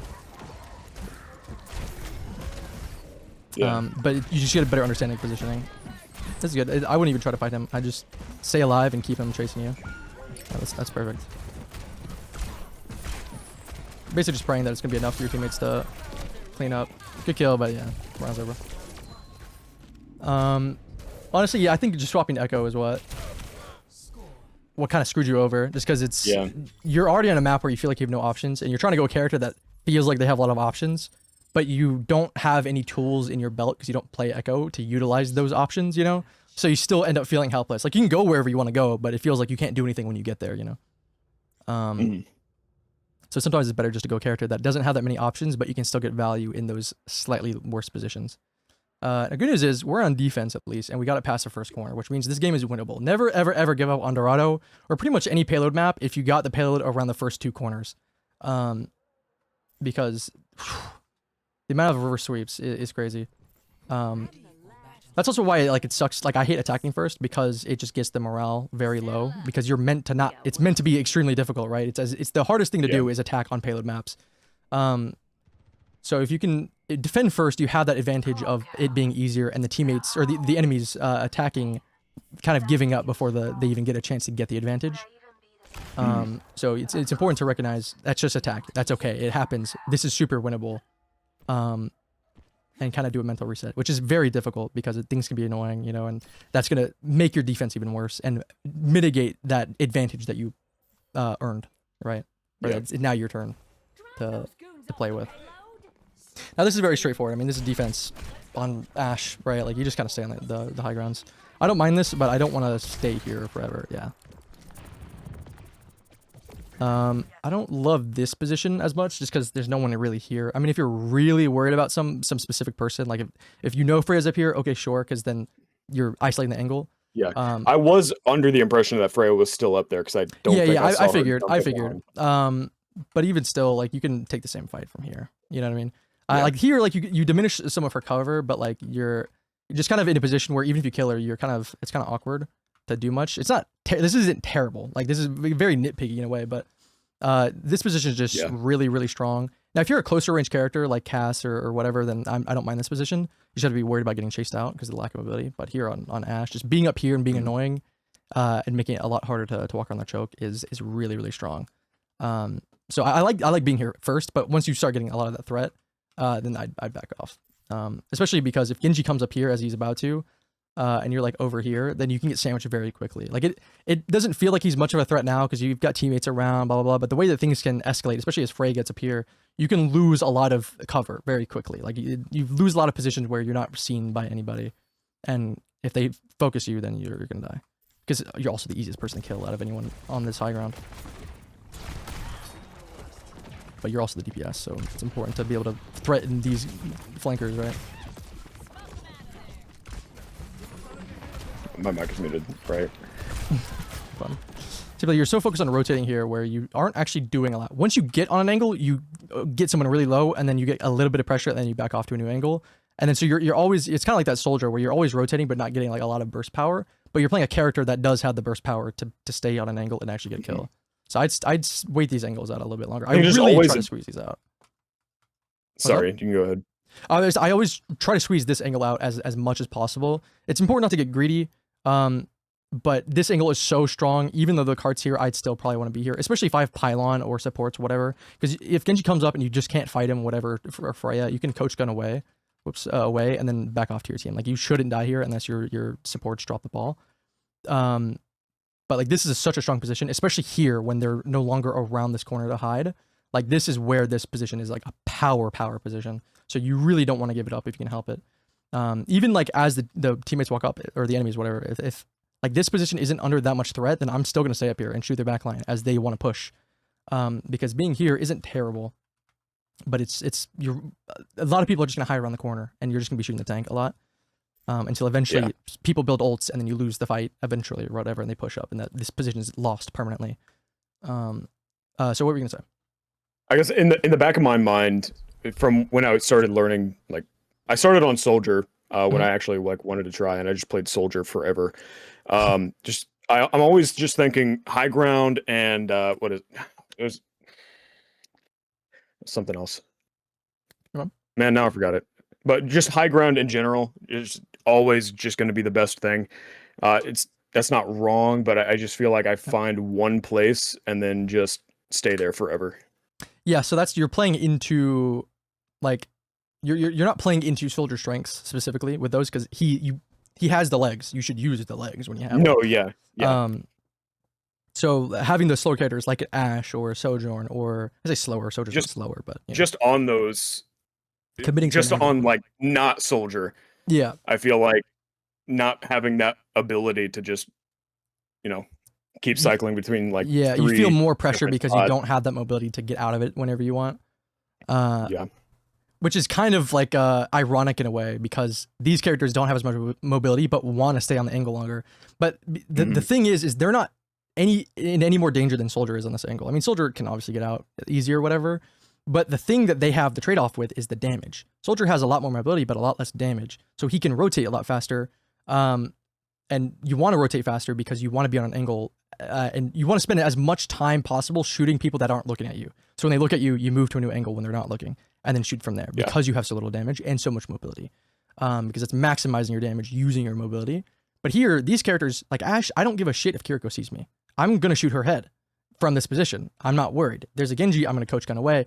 Like this position isn't great for Ashe just because Genji is right here. But like from here, like this is a much better position to stay in because I had the damage. Because I'm not under threat, because I am a bigger threat to them than they are to me. Because I'm on the high ground as Ashe, and they're on the low ground as Wuyong or Kiriko or whatever, right? Like, they're more scared to see me up here than I am to see them down there, you know what I mean? So I want to stay on those angles longer. It's just important not to greed them.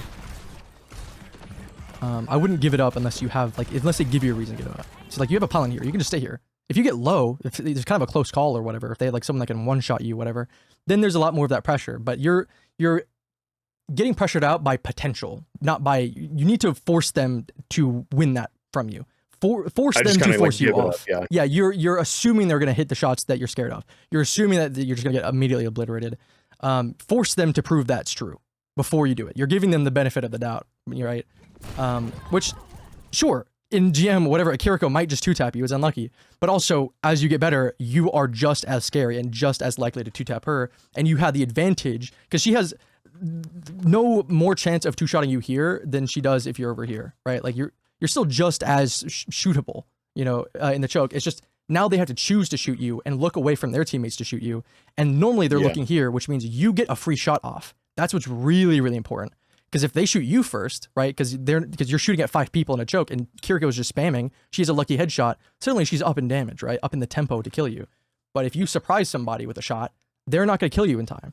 Similarly, like with the Echo and Freya thing over here, you get such a head start on the damage that they don't have enough time to do the damage to kill you. If that makes sense. Mm-hmm. Yeah. So you are staying up here. We're going the wrong way though. Because now we're gonna drop into the team. You always really, if you can, you want to try and escape this way as much as possible, because this is gonna give you the most distance. Because even if they're in this position, I mean, Roadhog is way over here or whatever, but it forces them to go this way to fight you. And hopefully your teammates aren't already so far back. If they are at this point, don't even retreat. Don't bother. Just try to kill the Genji. Because if you kill the Genji at this position, then you now win and earn an ability to go for another kill, right? Force any resources you can before you die. But if you just try to play your life in a position where you're not living anyway, you're getting no value and you're going to die still. So you might as well try to get something before you get it taken away, you know? Yeah. I like that you stayed there longer. You didn't give it up immediately, even though you give up the angle immediately, but you didn't give up the position immediately, if that makes sense. So I would have stayed in the angle longer, but I like that you stayed in the position longer. And also, again, as you get more comfortable, because your aim's not bad, but it's still hard to fight like a Genji on top of you, whatever. Yeah. But as you're in that position more often, you're gonna get more comfortable killing those Genjis. Like, you see that Genji? I actually want to go back because how lost he was. Like, he's Genji, he's scary, but also he's a Plat player. He's a Plat Genji, right? Like, he's good with certain mechanics, but his awareness is going to be lacking, right? He utilizes his mobility to trip up other people's awareness. But his awareness is just as bad, if not worse, because he's usually the one not having to be aware, because he's the one making them get lost, right? But look how lost this Genji was. Like, this guy did not know where you went. Like, who was he shooting? You know what I mean? Like, he is not nearly as much of that, because you make him prove that. They're going to do that more often than not. But if you always assume they're going to just immediately lock onto you and kill you, then you're giving up the moments to punish the fact that they can't, right? You're not giving them a chance to make the mistake of not hitting the shot, right? Same thing as Genji. Genji could assume that you can 2-tap him and then never dive you, right? But if you can't 2-tap him, right, you're giving up that value without forcing them to do the work and earn that thing from you. You know what I mean? You're making them earn it. I forget who I heard it from, but there was someone said, like, just with a Genji, he can't dive you. Like, just holding the dynamite is the pressure itself. Yes. Because if he dives you, then you have dynamite to respond to that. Yeah, your dynamite is your flashbang, essentially. Is the equivalent to Cass's flashbang. It is your win condition to winning 1v1s. You always kind of want to keep either your dynamite up or your coach gun up when you're dealing with divers, because those are your two options. You can use your coach gun to get out or to create space between you two or distance, or you can use your dynamite to fight that person. Now, if your coach gun is useless because they can chase you, or because you're in a position that you can't use to get the coach gun to get away, like you were with that Genji, then you use your dynamite, right? And you should know that before you're fighting that Genji. You should know, okay, they have a Genji, I need to save my dynamite because my coach gun's not going to help me here, kind of thing. If you can. It's not something that you're not really going to be thinking about that, but it's going to be it's something to keep in mind as much as possible. I also feel like I just kind of like throw cooldowns at them for no reason. This whole position kind of is unfortunate. This is a fine position for maybe Cass or whatever, but like you try to like take the high ground. Also, you can see that they're not there, that dynamite. Like, you don't have to hold this because the cart's not moving. So you know he's not even close enough to the cart to push it. Like he's not there because it's stopped, you know. Yeah, I noticed that like right there. Oh yeah. It took me like a second. I saw it stop moving, and I Yeah, it's just spent so much looking time. elsewhere. But it also, Yeah. it's like this isn't worth holding because he can still push. Like it's a good idea to like, Mhm. okay, this guy's isolated. Maybe I can look for him, but he's gonna be able to push without like showing himself to you anyway. This position is really bad because not only can you not shoot them and can't get up here without being on this side because of the slope, but even if you do get up here, like you failed to get up here, but let's say you do get up here, They'll just Coach turn Ken. around. Yeah. Like you're not, yeah, this is not working for you. So I would go over here instead and look for this to try and thwart their high ground potential. You, as Ash, you never really want to go much further than this in general. I mean, obviously not here right now, but when they're down there, you know, here you don't want to go too much further. Maybe if they're like way back here, whatever, sure. But then yeah, you can shoot down. But you always kind of want to stay on this high ground as much as possible, or on this side if this high ground's too contested. Especially because like if Genji wants to go over here, right? Like he can't fight you if you're over there. Or if he wants to go over here because your teammates are playing over here, you can play over here because now he has to kind of go away. But you have to be careful because then you're kind of isolated. So you have to be confident in fighting the Genji there. So yeah, you want to. This is Ashe is a character you don't really want to flank on. She's kind of the exception. Sojourn is at half and half because the best way to deal damage on Sojourn is farm rail on the tank and then shoot someone else, which if you're off-angling, the whole point is to remove the tank from the equation. So you have to be confident in hitting like true like non-cheese railguns to like build it up with your prime fire and actually hit them on someone.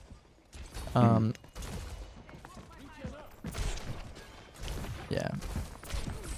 So that was a very crucial mistake that forced you like that made it so that you lost very very important timing in order to get in a position that you like. So by going over here and doing this and dying, you weren't where you needed to be to hold this position, to hold this cart on this checkpoint. So by the time that you died there, there's nothing you can do. Unless you have like ult advantage or something kind of crazy. The best thing you can do is try and go over here and then take this angle. That's the best thing you can do. Look for a bob maybe. But it's really hard to do anything when they're already up this far, because on Ashe, it's so like labyrinthy almost, because it's very short sight lines into a breakneck corner. You know, it's very hard to see like one nice long sight line. So you're kind of just relying on your teammates to be able to push this without you, with minimal damage from you, until you can get out. But my entire sight is set on going over here. Nice, we kill. It's like immediately we should we're like basically giving up on this point when we shouldn't. We have Bob. We have almost all of our ults. Like I'm walking towards, as soon as this Freya's won, I'm walking towards her to take this position as quickly as possible and kill her on the way. I think I go over there, but it takes me a little bit. Yeah, you didn't commit to going here beforehand, which again, this is something that you should think about. When you died here, I'm like, okay, now I'm cucked out of this position. Where am I? I can't be here anymore. Like this whole position's lost. So I need to look for this. This is my only saving grace to save this checkpoint. So this is something that you should have determined in spawn, as your next plan of attack that you're working towards. Because then also you have that plan. You're like, okay, I want to go over here. You're not just reacting blindly to everything, right? It's like, okay, I have a goal. I'm gonna work for this. This is something that I'm doing. So you don't find yourself just kind of randomly here because of just like small, like it's always reacting. It's the autopilot, right? Entirely. Yeah. Where you're just kind of constantly reacting to things that slowly end up pushing you over here. You know what I mean? But if you have the plan beforehand to like be up here, then you're not gonna be in that position to get forced into that other position that lost it, if that makes sense. On the low ground. I understand. That's also why the low ground is bad, is because you just can't stay there for very long. Because the whole point of high ground is you can use the floor as the cover, so you don't have to move from the position to stay in the position. Right, same as the first one. You stayed in the position, you just gave up the angle, right? Just by backing up, but you didn't move anywhere. I think I only went over here because I was chasing Genji. Yeah. This is very, very, very risky doing, Ashe. This is a risky, greedy play in general, but it's very, very hard to execute. Oh, you got it out at least. I did get Bob out. I didn't see him at first, but I did get him out. Honestly, like, where am I? Like bobbing here, like you can't get here right now, but something to think about is like bobbing in this open space. Because like here, Bob's there. Okay, I'll just kind of back up and shoot this angle, you know. But if Bob's like here, Suddenly, if I go in here, I'm walking into a window. I'm walking into the team fight, right? I don't know where is our tank dead? Our tank is dead, whatever. But earlier, before our tank dies, you're giving them as little place as possible to hide, right? You're taking away their cover. That's the best thing you can do with Bob is to take space away that they want. So like this is already threatened space. This cover protects them from that, right? Like so they can always kind of play this cover. But if you take that away by bobbing like here or whatever, for example, you take away more options from them, right? Instead of putting all in onto this room, they'll just wait window and bob out. 8 seconds later, okay, now we push. But here, if you put the bob over here, now they can't hide anywhere. Now they're dead, right? Now they have to wait 20 seconds before they can get back to the fight. You know what I mean? So you're ultimately buying more time. Oh, that's unlucky. On this third point, you should just play up here as soon as possible. As soon as they capture checkpoint, I'm just playing here, and then because it's so hard to reach you, and it's so easy to get back up with Coach Gun. If you need to back off, that's fine because you can get it very quickly with Coach Gun. Because you're playing like very, very close quarters, which your aim isn't bad, but you're not going to be able to hit those shots or enough for them to make it work because there's just so much pressure, right? So you need to relieve some of that positional pressure by backing up and playing that high ground. Yeah, this just lost. That was quick. We can do third one if you want. This I played the best today on this map. It was very close, and I feel like we could have won if I didn't have that someone banging on my door, pounding on it, saying that we need to leave. I feel like I could have won this game. You got a bit too greedy with trying to fit one more game in. Yeah, and I was driving separate, so I don't know why I needed to leave right now, but it happens. Yeah, especially like with the variance in the game mode lengths, like this control is generally was the shortest one, but like if I need to leave in like 15 minutes, I'm not even gonna bother queuing, or even 20, just because it's like I could get Dorado and we could be there for a while, or like Flashpoint or something. Or like the game will go quickly because I'm so focused on I just need to get out of this game, and then you play poorly and you lose. Yeah. I actually so on this position, this is actually kind of where this map is the catalyst for my more flanky greedy cast play style, where I had a Lucio speed boost in me a lot of time, but this works without a speed boost, especially if you're playing soldier. But playing this position on pretty much any hit scan, is going to do very, very well for you, significantly more so than this position, because this doesn't really see a whole lot. And there's not much to do after this. You can drop into the battle, but there's there's nothing to further advance, right? But this position's really, really solid because you can see a lot and get more coverage from that you can't see from here, right? Like, so as Roadhog pushes this way, you cover this. You're covering more space. You're putting more pressure down rather than all in pressuring this one little bit of space where they can kite very easily, right? Yeah. So you're catching people here, and you're very hard to get to, especially on Soldier. Plus there's a Mega right there. And then as you need to, you can advance this angle further. Down here, you can see there. You can look up here. There's so many options. You can, if you really want to get funky with it, go even over here, right? Like, there's so much you can do. Like, this whole thing is an angle that you can use to your discretion, right? Like, a Soldier especially, like, this seems a bit ridiculous as an angle to take or whatever, but, like, depending on where they are, like, if they're, like, right there, you can play here, or a little bit further back. You can flank around. You can get a little bit funky with it. I mean, this is maybe a bit egregious, but these are options open to you. Whereas here, there's nothing to deepen. Like, you can retreat back and then drop down, maybe like take a slightly different angle. Then you can come over here. Like, it's not null, but like there's not a whole lot, right? So I love this position. I fight for this position on almost everybody that I play. Plus, you're also you're again fighting for this. There's very few people that really care to be up here. The Reaper wants to be over here to get you off, but you're not winning a fight against Reaper here. And again, you have no way to disengage really that easily. So you're at more risk. But this is a great position to fight for and earn. Yeah. I can't tell you exactly what I was thinking in that moment, but I mean, go for it. Ape brain, high ground, higher than other high ground, I go there. Yeah. Well, again, you have to think about why is high ground good. That's why it's annoying when people just say, this thing is good. Never stand still. Why is standing still bad? Because you're easy to shoot.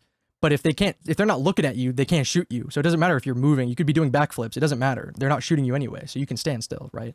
It's just important to not get caught out standing still by someone you didn't know was looking at you. You know what I mean? Say things like, why is dying bad? These are like, I try to focus more on why something is good or bad versus what is good or bad, right? Because you could watch whoever, you could watch the top soldier player and try to replicate the gameplay. Some things will go well, some things won't. Because if you don't know why what he's doing is good, and you don't know why, even if that thing is good, maybe they made a mistake. It's just they are better than you, so you just do it as, you know, 1 for 1. I make plenty of mistakes in my gameplay. I would, you know, do as I say, not as I do, kind of thing, you know. And also, like, same thing is like, you're gonna do a lot better on, you know, the first map that we looked at, and on Dorado than you will, you know, before. But it's gonna be a lot harder for you to transfer those principles from like Route 66 to say, like I said, like Parisia or whatever. Like those principles still apply, but it's a lot easier to do the 1 for 1 copy where, okay, now I'm gonna go cast and I'm playing this fucking tunnel and I'm gonna sit here for, you know, the end of my days. But how do you translate that to a different map? You know, same thing. It's like, you know that sitting in this tunnel is good, but why is it good? And how can you use that to translate it to other situations that doesn't apply here? You know, it could be so something how could as I, on other maps, identify which like position would be the best? Okay, so you need to kind of ask yourself kind of questions, and it starts to become a feeling of like, this feels a lot easier to do, especially as you do them more often. Like if you come over here and no one's really expecting it, you get a free kill on like Juno or whatever. This is gonna feel a lot better than it does to like not really be able to see much here. So you're gonna become like naturally that positive reinforcement of wanting to come here, which is also why you can make it can work negatively. That can backfire because you can punish someone or not get punished for doing something that's wrong. Because you're not in an elo where people aren't making those mistakes. So you can get a positive reinforcement that doing this bad thing is correct because you didn't get punished for doing it, or because you punished the fact that they couldn't punish you. You know what I mean? You didn't, you made them earn punishing you and they aren't good enough to punish you, you know? So it reinforces that positive, that it positively reinforces it so that you do this mistake over and over again. And that's what plateauing is that's why I'm here, is because you will slowly improve, but eventually you're doing these things that are good to you because they worked. And now you don't know why things aren't working, right? Like it's because you're getting punished for things that you didn't know were mistakes. Suddenly people are good enough to punish. So the best way to find these kind of positions, they vary in value and how good they are. Like I said, like Dorado is a map where you don't have a whole lot of those. But it's essentially anywhere where you can see the backline, preferably without seeing the tank, you know, where they can't get to you as quickly. Here, for example, this is a good angle because it's hard to get to you, right? The tank, it can't block your damage. And especially they have to turn more from where they are and where they want to shoot, right? Like this Bastion really wants to shoot whatever the hell he's shooting. He wants to shoot over there, right? But now he has to look over here, which takes that pressure away from that Wuyong, for example, right? So you're just looking for positions on off angles where you can get the jump on people. Right, it's off angling is just flanking, but like diet flanking. Like this, is this a flank or an off angle? It's both. You're both flanking because you're behind them, and a flank is just an off angle that's just at the steepest. You know, flanking is good because it is the strongest form of off angling, basically, because they have to turn the furthest distance and fight for space that they have the most control over. Right, they have no business shooting over here. Right, they have zero business shooting over here, but you make it their business, or you punish them for not. Same thing as looking up. This is also a really strong, because it's really awkward. No one likes to shoot up here. Like this is why like Pharah can be really strong, and especially in lower elos, because people don't have the aim to deal with her, and they don't have the like experience to like be comfortable. And she doesn't. Like this is also generally one of the easiest angles to shoot from, especially if you don't have to hit headshots. It can be harder because if you're like, I see commonly people don't like to play on the high grounds because it makes them smaller. They are technically smaller, right? Because you're seeing less of them, but you're seeing more of their head. But on people like Pharah or whatever who don't have to hit, they just have to hit in general. It doesn't matter, right? So just looking for these little positions, like even like as like here, like this doesn't feel that good. I mean, you could kill this ram, but ultimately he's probably gonna die anyway, or he's gonna live. But I like this because we kill the Reaper, we pull the Bastion attention away, and we guarantee that ram doesn't live because they can't afford to allow him to live, right? Like if you just keep trying to shoot him and everyone walks around the corner as he kites back, they're kiting into Bastion, right? Like they're walking around into a Bastion and into Juno. All these people can put everything they have into the tank. So everyone is focusing their ram, right? Their teammates, you know, the enemy is healing, shooting, whatever. Everyone's focusing on keeping this ram alive. But you can better support them by, instead of shooting the ram directly necessarily, take away the things that are keeping him alive, right? Take away, like that's the trap with the tanks. It seems like they just never seem to die. They're so low, so low, especially Ram, like Junker Queen or whatever. Especially Mauga, right? Where they're so low, but somehow just don't seem to die. It's because they're getting so many resources, especially the lower they are, because they are the highest priority target for everybody, right? You take them off the board, you win the fight. Right. So you take away the people that really want to give him the ability to live. So even if they look at you, right, you're indirectly killing that Bastion. You might be able to kill that Ram. You might be able to kill him anyway just by shooting him, maybe. But there are a lot of instances where you won't be able to. It'll be close, but especially on Soldier where you have a lower burst damage. On like Cass, you get away like fanning him, he's gonna die, right? But on Soldier, it's very possible, and you have the damage boost, but it's very possible that you're not gonna be able to kill him in this situation. But by pressuring the resources that he's taking from in order to live, will give him less resources, right? Or no resources if you kill them, whatever, right? Which will indirectly get him killed.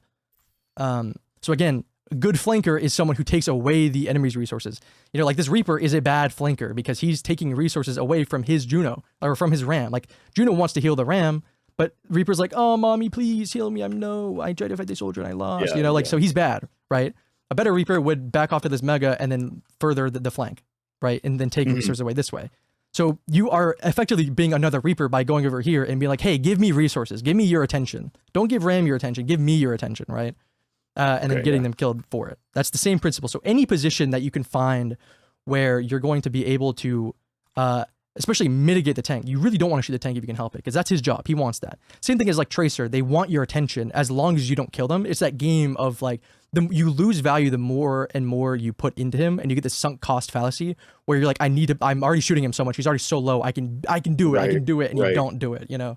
That's the whole point. He's taking attention away. Like, you could be shooting these people, but instead he's taking the attention away. He's making space by forcing your teammates back, by pulling your attention so you're not shooting his teammates that are much more vulnerable. In theory, at least. Yeah.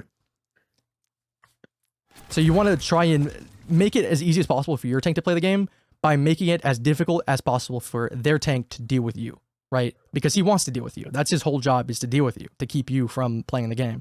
Which is why D.Va's really difficult, is because it's harder to mitigate her ability to deal with you, because she's so fast and can just delete your participation by holding right click, you know? Like a D.Va could just fly over here and stop you from doing what you wanted to do, right? Or in theory. Ram can't. So the position will change depending, and like this position, like you might find in a situation like on Samoa, like, why is something good? I told you that this position is really good going for this instead of shooting the tank. But your next Samoa game, they might have a D.Va, and then you might go for this, and D.Va's like, hey, wait a second, I don't want you to do that. And then she stops you from doing it, and you die. And suddenly it's a bad thing. You know, because why it's good is because Ram can't do shit about it, right? D.Va might be able to. And you might be able to punish the fact that she can't, as long as you know that she, in theory, could. And it's also another thing to note, she's under so much threat and pressure from your team that in a situation where you have no teammates, it's just you and D.Va's here in your backline, whatever, D.Va's going to turn and look at you, right? Because there's no one keeping her attention. But as long as you know, okay, my teammates are keeping her attention more so than I ever would, then I can get away with slipping by and getting this flank off, you know? This is good. And you have a Mercy Pocket, which allows you to get it so much more egregious. So much more egregious. Like, look at this. You just don't have to go anywhere. You can start standing still a bit more. Like, I wouldn't have run off that quickly. Like, just keep, I would say a little bit longer. I knew Ramattra was coming back. Yeah, but you might be able to squeeze out the killing. I mean, you have the Mercy Pocket, right? As long as you don't die. You are Soldier with a heal pad and sprint with a Mercy Pocket. You are not going to die by one Ramattra and a Juno, you know, like, you ran at full HP. If you were like 50 HP, that'd be one thing, but you were full HP basically when you ran away. So now that you forced the Ramattra to come over here, right? He wasn't gonna go that way. He was gonna go this way in autopilot, like everyone does, right? Right. But you forced him to make a different decision. So now, what are the consequences of that decision? This is no longer an off angle, right? This is now the main angle. This is the same equivalent as playing here, right? So we need to mitigate that by going and find an off angle, which can be this. This can be an off angle. Right, as soon as Ram's chasing you like this, instead of running this way, run this way, right? Be careful, because not everyone follows their tank. So it could be that Ram's chasing you, whereas you're about to, face tank 4 people right here. You know, so take that with a grain of salt. But like, this now becomes an off angle, right? Or use this time, because I mean they're also very, you got to kill whatever. They're very staggered. It's gonna take them a long time to actually start fighting. Take that time to just rotate. Take this angle now, right? Yeah. You know, because now this is free. and even more free because Ram's not there. Because like if you're up there and Ram's like here, he might decide to say, you know, fuck this, I'm gonna go up here and I'm gonna push the soldier off, and then we're gonna fight this without the soldier, right? Because this is valuable space. Like this is like you want to make it as invaluable as possible, but this is unfortunately valuable space. So the more valuable a position is that you play into, the more of a threat you become naturally, like passively, right? So like if you're here, for example, they don't want to fight you over here. So they're gonna leave you faster. As soon as like the time it takes for them to give up on you is so much shorter here than it is if you're up here, if that makes sense. Because they don't lose as much by committing to fighting you, because this is a valuable position that they can extend on. So like after they force you out, they can now keep doing, right? But if they have to force you out way over here, which I'm not saying go over here, but if they have to force you out over here, now like there was a full loss on their part. There was a full detour that they had to take, if that makes sense. So you are more valuable there, which means you will have to run farther or do a lot more to keep them from fighting you. But it is such a power position. It's difficult to get to, and it's far enough out of the way where a lot of people won't. They still have to decide to be like, okay, I'm gonna cancel what I'm doing, right? Like the same thing as Ram. Like the Ram slash be like, okay, soldier's here, and he's a big enough threat where I'm gonna cancel what I'm doing and walk all the way around. You still have this part that he's having to do before he keeps coming in, right? So there's still value there, and you can still back off. You can still play here and fight the same position, right? Just as much as you can advance it, you can take it away. You can retreat, you know. Yeah. So one thing I'm noticing that was a habit before, and that from this game I'm realizing I've always had it in the back of my head. If I don't see anyone else but the tank, just shoot the tank. But I could be using that time to get in other positions. Yes, exactly. That where is I could then. You never really want to be shooting the tank, but if you can only see the tank, then yeah, shoot the tank. But there's an alternative. If you can only see the tank, then your position is probably shit, and you should find a new one. You're gonna get more value from finding a new position where you're not just shooting the tank than you are just shooting the tank. Now that if there's no one left but the tank, then yeah, shoot the tank. There's no better position because everyone's dead, right? Yeah, because I'm not gonna create enough pressure as myself on the tank for it to even make a difference if I just shoot the tank at full health. The best way to pressure the tank is by taking his resources away that his teammates are giving him. Cut off his trust fund, you know, his parents' money, so to speak. Force him to get a 9 to 5. It's like this is you're playing the same angle, but imagine you're just up here, right? Yeah. You know what I mean? It's one thing I think about because I play support sometimes too. I play Ana, and I think about that on Ana, but I just don't translate that over to DPS because it's safer and you can see your teammates more, and like it makes sense, especially on Ana. She's a sniper. Snipers tend to have that bit more like I'm gonna stay on a high ground, I'm gonna perch, I'm gonna anchor in a spot, right? Because as Ana, you're not thinking about I can go further here, right? But you might not also be thinking well, so can a tracer. She can flank you this way too, like. But also if that is the case, you can drop, like you have options, right? Like it's not terrible because of that, but also think about like you have a mercy pocket. Playing here is more dangerous for your mercy than playing here as well, right? So if it's dangerous for you, it's dangerous for the mercy. Yeah, because mercy can play right here and do nothing and be under no threat. I mean, a lot of mercies want to stay up in the air and be like, hey, look at me, I can fly, I have movement, and they die for it, right? Like because mercy is a conflicting hero fantasy to how viable she is in the way that you play her. But a good mercy will just stand here and damage boost you and be under zero threat whatsoever. You know, and there's a Tracer here. I'm gonna Guardian Angel and I fly. I'm gonna stay over here. You know what I mean? Like, it's so much safer for her. You give her a lot more options and make it easier for her to continuously pocket you. Whereas here, like, she's got to be flying around. Like, it's more fun for her because she's like, wee, I'm flying, woo. But she's like under so much more threat, and then you're gonna get your mercy killed because she's staying on you, right?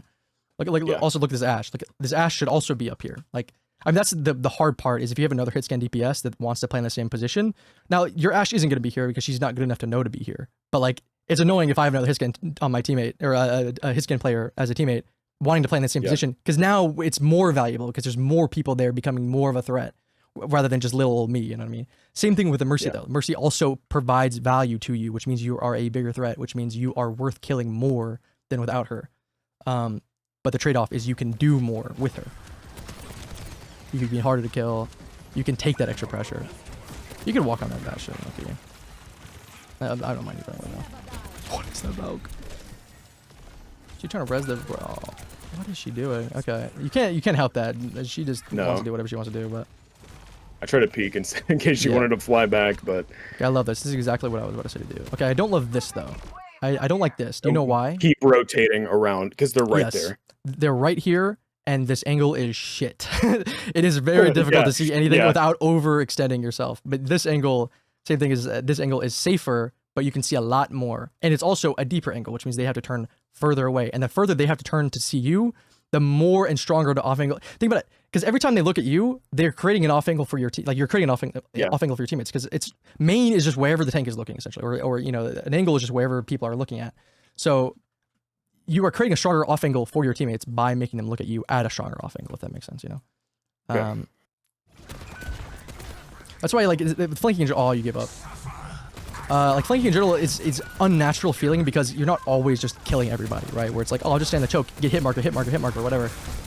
But when you're flanking, the value in it is when you're not doing damage, you're still getting value. But here, when you're not getting value by standing here. You know what I mean? I mean, obviously you're being spawn held. But if you're standing here and you're like hiding, okay, I need to reload, blah, blah, blah, you're not getting value.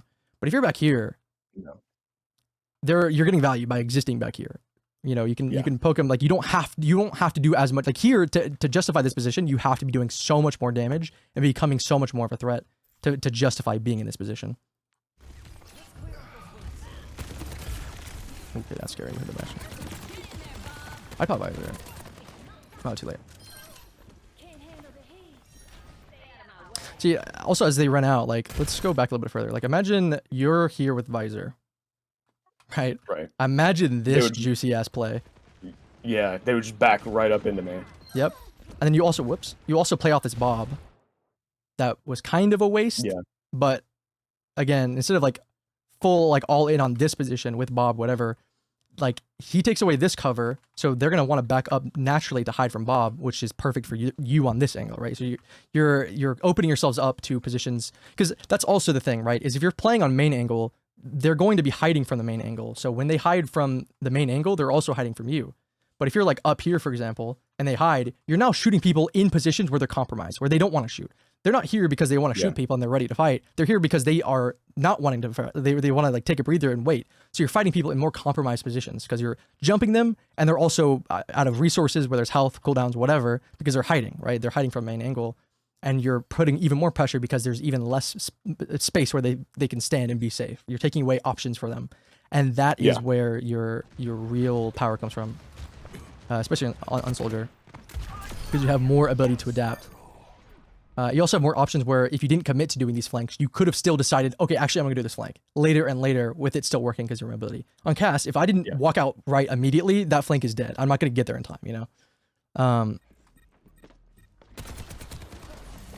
See, we're moving, you know, like there's a Moira, there's zero reason to move except for to open this angle.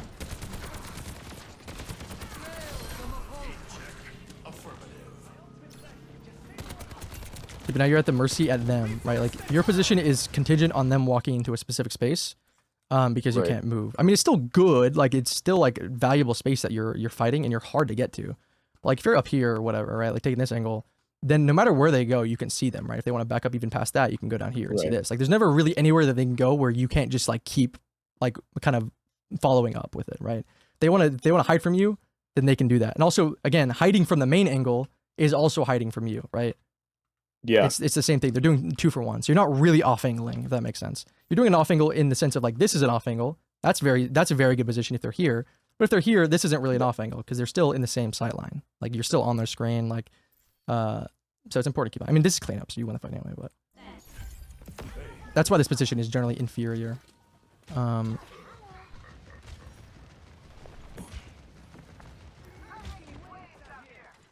proactivity. Oh, we got scared. So we dropped down there to take that angle. We didn't take it, and now we're just on the low ground for no reason, you know? Yeah. You can commit to this. Like, again, on the cast, whatever, if you try to go for this and you get punished for it, you're dead. But on Soldier, you can try it. And then very quickly be like, nope, this isn't actually worth it. This is way too scary, whatever, they're pushing me. You can get away with trying it and it not working without dying. Yeah.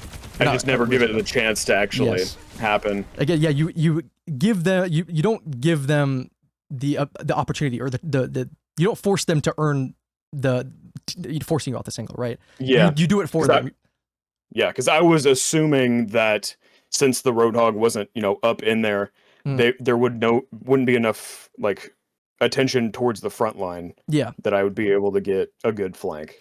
I mean, like, that's the thing is also it's scary because like you don't know if they could instantly whip around this corner. You're staring at 5 people. It's scary. Like it's you're not completely safe, but like I wouldn't even mind sitting here maybe either waiting more for them to walk in more and then taking this angle, or like you did before the mercy pocket, take this angle early, then force them to deal with you, stall timeout, and either they have to now cancel what they were doing and go here, which now they're adapting, they're off script, right? Talk about like the Ashe positioning, knowing, oh, if you play the high ground, you would have been better off, but you got forced into like shittier positions that like snowballed into worse and worse positions. Like you're kind of doing that same thing. If they go here, this isn't amazing for them. Like if they want to go here, like this isn't as necessarily that good as if they were pushing here, like where they want to push, where they can kind of get more space in. Especially because they're adapting to. They're not planning on going here. They don't know what they want to do ahead of time. They're just forcing you off, and now they're just kind of improving, you know. So that's what I'm saying. Like with flanking, it's always good because like if you stay here and you're just shooting at them, great, you're doing damage a little bit, and then you back off. Now you're dead. You're essentially dead because you're doing nothing here. In fact, you're taking resources away, right? In theory. But if you're here and you have to immediately run away, you're getting value for as long as they want to chase you, right? Because now you've forced them onto this angle without shooting 2 bullets and maybe a helix rocket or whatever, you know what I mean? You're doing a lot more with a lot less than just spamming into main. Especially in this crucial point where now we want a visor because things are popping off. This Ashe is the right idea. Imagine you have the visor here. I mean, the Juno ult's gonna keep it from doing much, but this is a much better. Yeah, like this is you're starting from a very bad position. That was a foundational bad position from here. This started from being here. You know what I mean? And then other mini mistakes that like built up over time. And then it just snowballs, because you just had less options, right? You just had less and less to do. And also you had more options than you thought you did, to be fair, but you still had less options than if you were just up here. Again, you have so many more options. If you really want to get funky with it, you can visor from here. And you're not going to get a lot of kills with visor. Maybe you kill Bastion, but visor's not really like a explode right here. There's 14 people here because it shoots one person at a time. But you become a bigger threat. Like, oh shit, there's a soldier visoring behind us. As Juno pops orbit, now a lot of people are going to turn around, not use that orbit on anyone here, right? There's a lot less damage being damage boosted by that orbit. Or they ignore you and keep walking in, and then you just get to walk in for free. You get a free kill here. Maybe Hanzo gets left behind because everyone's so tunnel vision on using this orbit and pushing in, right? Because by being here, like you are now gambling that your visor is 1-for-1 more valuable than the orbit, right? But by being up here, now you're making them trade. It's like, okay, do we need to use? Is it more valuable to use the orbit, or is it more valuable to fight the visor? Not both. They can't use the orbit while fighting the visor. You know what I mean? And you take them away from the orbit, so they can't use it to fight the visor with you. So now you're fighting a Bastion that doesn't have damage boost or whatever, right?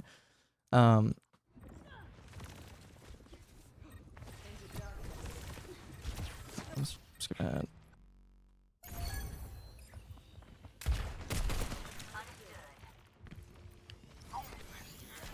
Okay, good. I don't got no room. Take that angle again. Yeah, I mean, you're also like trying to save the Ashe, but don't be a hero. It's not worth it. I mean, it's worth it here because it's the ram fed, and also because the Roadhog cut off his teammate, or the Doomfist, whatever, cut off his teammates. Yeah. Yeah, it's like this is like what I was talking about earlier, like with the flip switch moments where it's like I can keep hammering in why you shouldn't go here necessarily. But it's not gonna alter time and make this suddenly you start making the right decision, like right. This is something that like I say it 1,000 times, it's not gonna change the VOD, So like this is something where on this map next time you will go here and then you will probably see more success from it immediately, like that instant value flip switch moment that I was talking about, where it's not gonna be like okay, I'm shitting the bed because I'm manually trying to do something. It's like it's not that bad. It's what people actually want when they ask a better player, hey, do you have any tips for improving? It's like, when that's an impossible question to really answer because it's so general and broad. And there's no real way to just improve. The best way to do it is just practice. Like that's all you play more and practice. Right. But it's like it's such a tough question to answer. But like that's one of the like the life hack kind of tips that will actually just improve. But again, that's because I'm telling you what's good, not why it's good. You know what I mean? So it'll work on this map, but if I tell you why, then it applies that value to every map or as many maps as you're able to. And that's where your skill expression starts to come from. Because now you know why, this position's good or whatever. Now the skill, I'm not just like basically like, you know, backseating in a way where I'm just like, hey, do this thing. You know, it's not my skill. My skill is knowing that this is good, telling you and conveying it in a way that you understand. And now your job and skill, it comes from applying it in situations that that invariably, in any situation and consistently be able to apply these skills and more efficiently than you did before, you know, rather than just copying whatever or doing it just because I said it was good, you know. And I'm not like the best player in the world. I'm not, you know, I don't know everything. So like, there are always better options. That's why I love Overwatch. It's not locked into like, this is always the best thing to do, you know. It's more so about doing the best you can with the situation and trying to do as much as you can beforehand to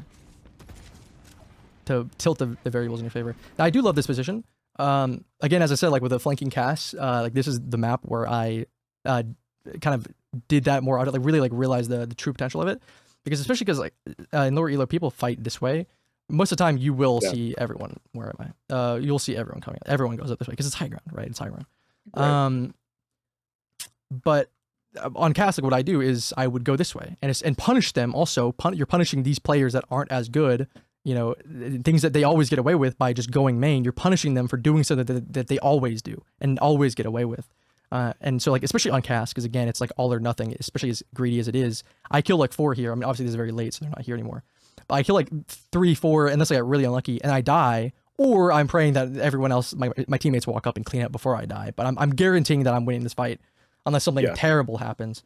So like, I like this angle. And you could even like, this is a softer angle. Like you can do this, but I would like to see you on soldiers kind of sprint across and go this way. Because even if you don't kill it, you probably kill someone in the back line. But even if you don't, now you're like a really big problem because you're just kind of there. And it's very early, so you're a bigger problem than right here. There's a soldier here, it's like, oh, whatever, I'm dead anyway. So it's a great way to early like fight, like win the first fight on this map. Is kind of just bullshit. Like it doesn't work every time. You can't just do this every game and then do it every fight. You know, like it's you're not gonna get away with that value. You can still do the strategy, but you adapt it so you're more so going for attention. Because this play, especially when you did it the first time and it works so well. Now they know the risk, they know the problem, they know how threatening that this play is. So you're now a bigger threat than you were before the first time you tried it because they know about it. Right? You don't have the element of surprise in the sense of doing it for the first time. So you just kind of have to give it up more, because again, you're going for kills when they don't give you the attention, right? But when you get their attention, you try to keep the attention. You're using that kill threat for kills, but also to be worth their attention.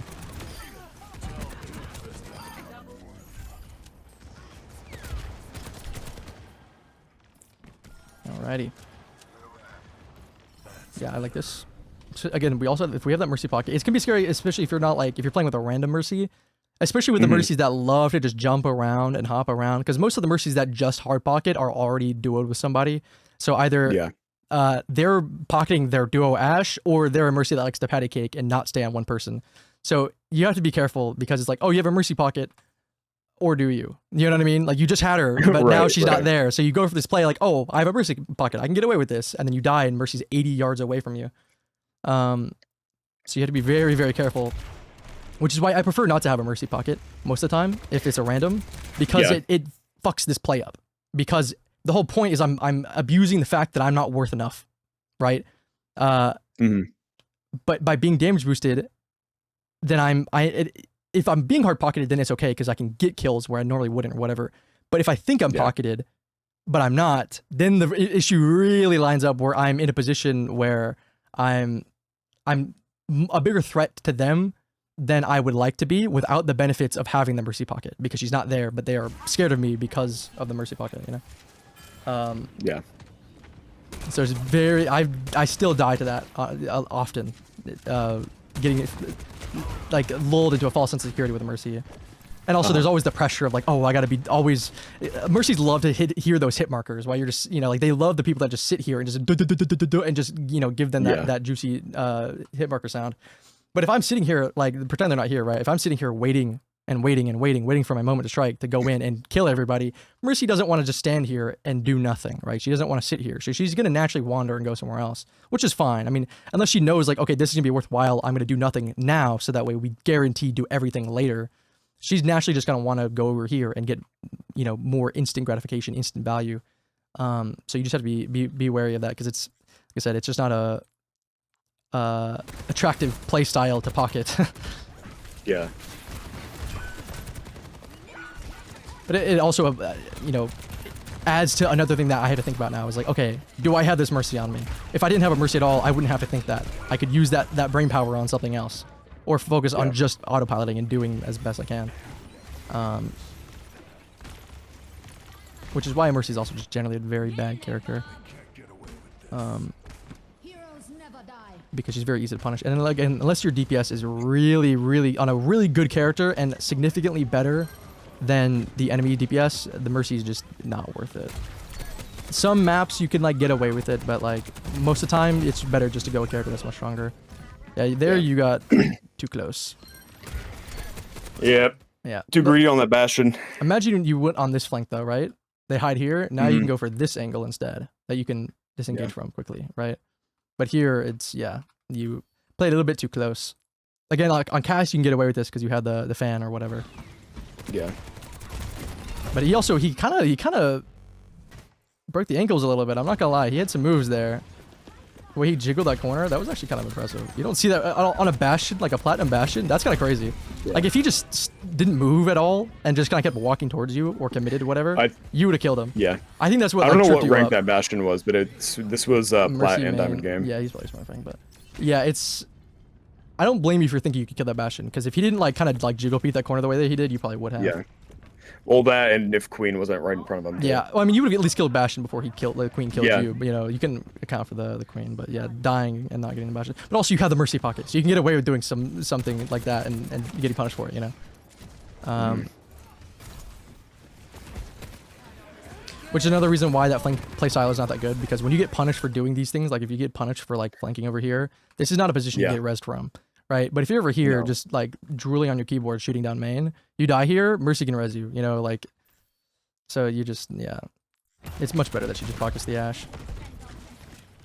Especially like with me, like I know I'm a good DPS, right? Like I don't need the Mercy pocket to make my playstyle work, so I'd rather the Mercy pocket my random DPS that has variables of skill that I don't know if they're good enough. You know, like I'd rather just like make sure that they can do better, because also the better pressure that your teammates can apply, the more valuable your playstyle is. Because again, this playstyle only works if you have teammates that exist, that are a threat. And the bigger your teammates are of a threat, the better this playstyle works. Because anytime that they're the threat, you get to go for kills, right? Because you're not the threat yet. When you're the threat, you get attention, you don't go for kills. You just play your life, right? So the better that my other DPS can play, which again, the better my tank plays, the better my DPS plays, right? So the better they play, the better I can play, if that makes sense. The more I get to play.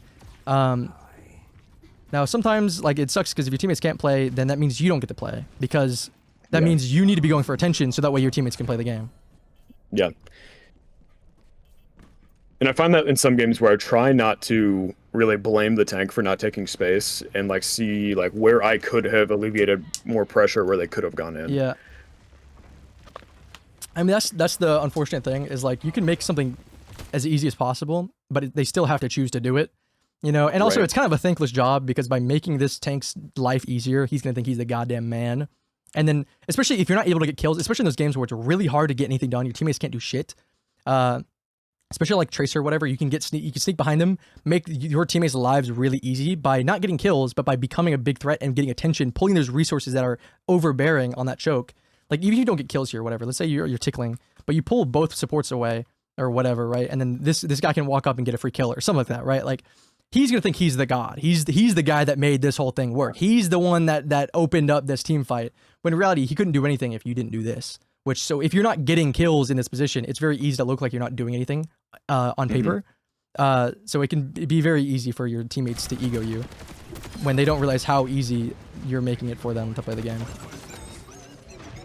Oh, it's on point.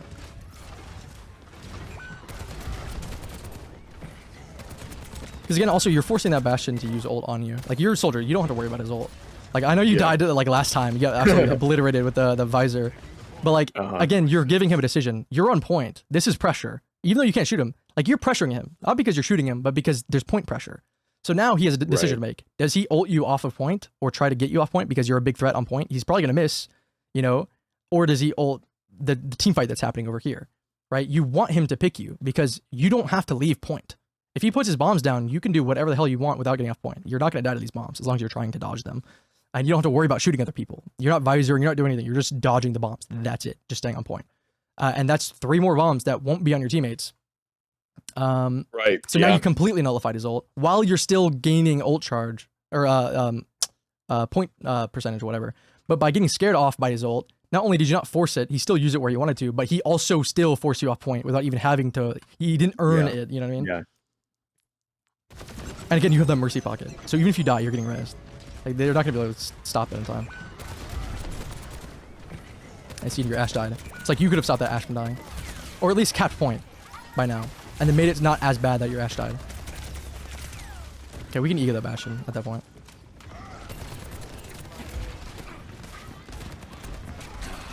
Yeah. That's unfortunate. But that's what I'm talking about. It's like that. Yeah. And so, like, again, principle-wise, like, what makes that play work is the point pressure, is the fact that you're standing on point and now you're giving them a decision because this is a big threat, is that you're capping point. Also, sorry, my dogs are going crazy. I don't hear them. No, that's fine. But it doesn't have to be a point. Let's say you have a pocketed Ashe right here. Well, you're shooting them, right? Let's say you can't capture objective, whatever. You're shooting them, but you're like, you can't really kill them or whatever, right? You're still doing the same thing where you're a big threat and you're taking a lot of pressure away. It's just what you're doing that makes you a threat, and what you're pressuring, what your threat is, can change depending on the position, right? So in this position, you can pressure getting kills, but then they're all gone, right? So now you can pressure the point, right? So you have options. Whereas if you're just playing like in the choke, you have to just shoot them, shoot who's available with as little windows of time as they give you to shoot them, because you're shooting in. I just missed the juke on the Reinhardt right here, and I get pinned. Oh, that's unfortunate. That happens.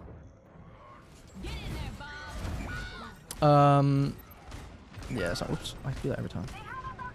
Not much we could have done there. Yeah. Not much you can do there.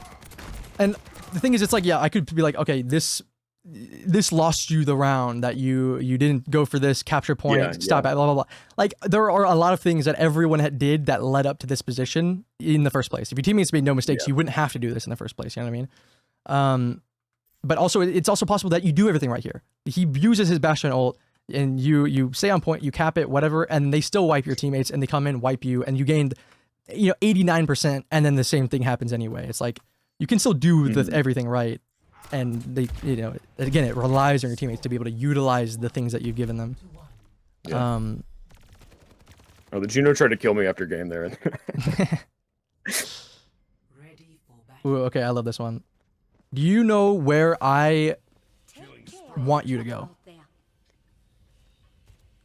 Off rip. Using what you've learned. Probably I don't know the ways. Left side is the first side. I think it's right side on this side, right? This is indoor, this is coast. Probably indoor.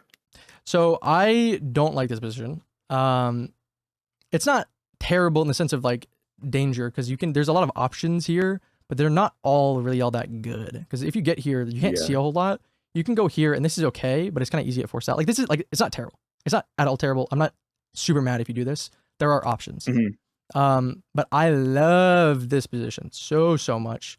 Because depending on where they go, you can shoot from here. Soldier, it can be a little bit harder for the range, but it's so safe here. So unbelievably safe. And it's so hard to push you out because you don't want to take, it's so far out of the way. Here, everyone's generally fighting here anyway. It doesn't take much to just take a DPS and just duel you real quick. I wanted to say that side at first, but I thought that just with them having the high ground, there wouldn't be really much room for me to shoot anybody. Like, they have a lot of cover. But think of how little room you have to shoot people here, like, and you have to deepen so much further to get out. Like, this is where it gets good, but you're already halfway across the map, like, and it's not terrible, but it's still not difficult for them to really deal with you. I'm not mad if you do this. Like, there's still a lot of options. But this is so hard to fight, and you break the fences, whatever, you can see a lot more, and then you can deepen further, and you're still so hard to push, and you can see so much, especially because, again, you're creating a really good crossfire, because, again, if they want to hide from this main angle, because this is the default main position, right?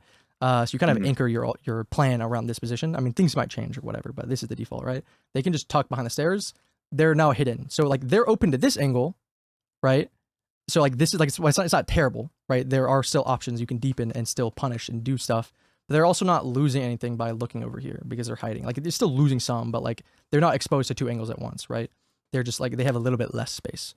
But by being over here, you have a lot more options because you can shoot them at the same time. Like they can't like while they're here, you can shoot them either way, either side. Now they can hide from you here, right? But as you deepen, you can see everything, right here. Right, no matter where they want to hide, unless they want to hide like right here, but this is not a safe position to hide at all. Just because you know they're hidden from here, but this is so uncomfortable to hide here. The pressure is immense. So even if you're not shooting them, they really do not want to stay here. So you have this position, and then you can deepen as much as you want. Because again, your soldier on like I wouldn't do this on cast necessarily unless like they're pushing up, or whatever. If I'm really confident or really trying to get a certain kill, but on soldier you can like be here while they're fighting there. You just run away. Like they can't punish you really. So I like this position a lot more, especially just getting right here is just so strong. And then you can back up to here as the fight advances to this position, right? And then you can do the same thing on this side if they start pushing your spawn, you know what I mean? Or you can come take this as they push and then shoot them in the back, you know what I mean? So I like it a little bit more. I mean, the only real caveat is this position is a little bit uncomfortable, just because you're not doing a whole lot of damage at this position. But that's why I like it, is because this position, you are so much bigger of a threat. You can do a bit more damage, but ultimately you do really the same amount of damage because you're not going to see anyone but the tank and everyone else is hidden anyway. So you're doing more damage per bullet, but the damage itself is going just as far as it would if you were over there. And then you're a threat right now. So then now they're prepared for this, right? Now this is a lot less strong and potent. Yeah. And also they can come in and cut you off this way, right? But if they're fighting over here, it's so expensive, right? And a lot of DPS like to play here. This is really why I like this position. A lot of DPS like to play here, or maybe an Ana or something. You know, like most of the time they'll play here, but like a lot of like an Ashe Sojourn loves playing here because it nullifies this like slightly awkward. Like the tank likes to play here because he can walk up very quickly. Like he likes this, but a lot of the ranged DPS want to play here, which is very open to this position, right? And again, if they want to hide from this position, they go here, which opens them to this position, right? Like there's nowhere that they can go where they're not seen by you. You know what I mean?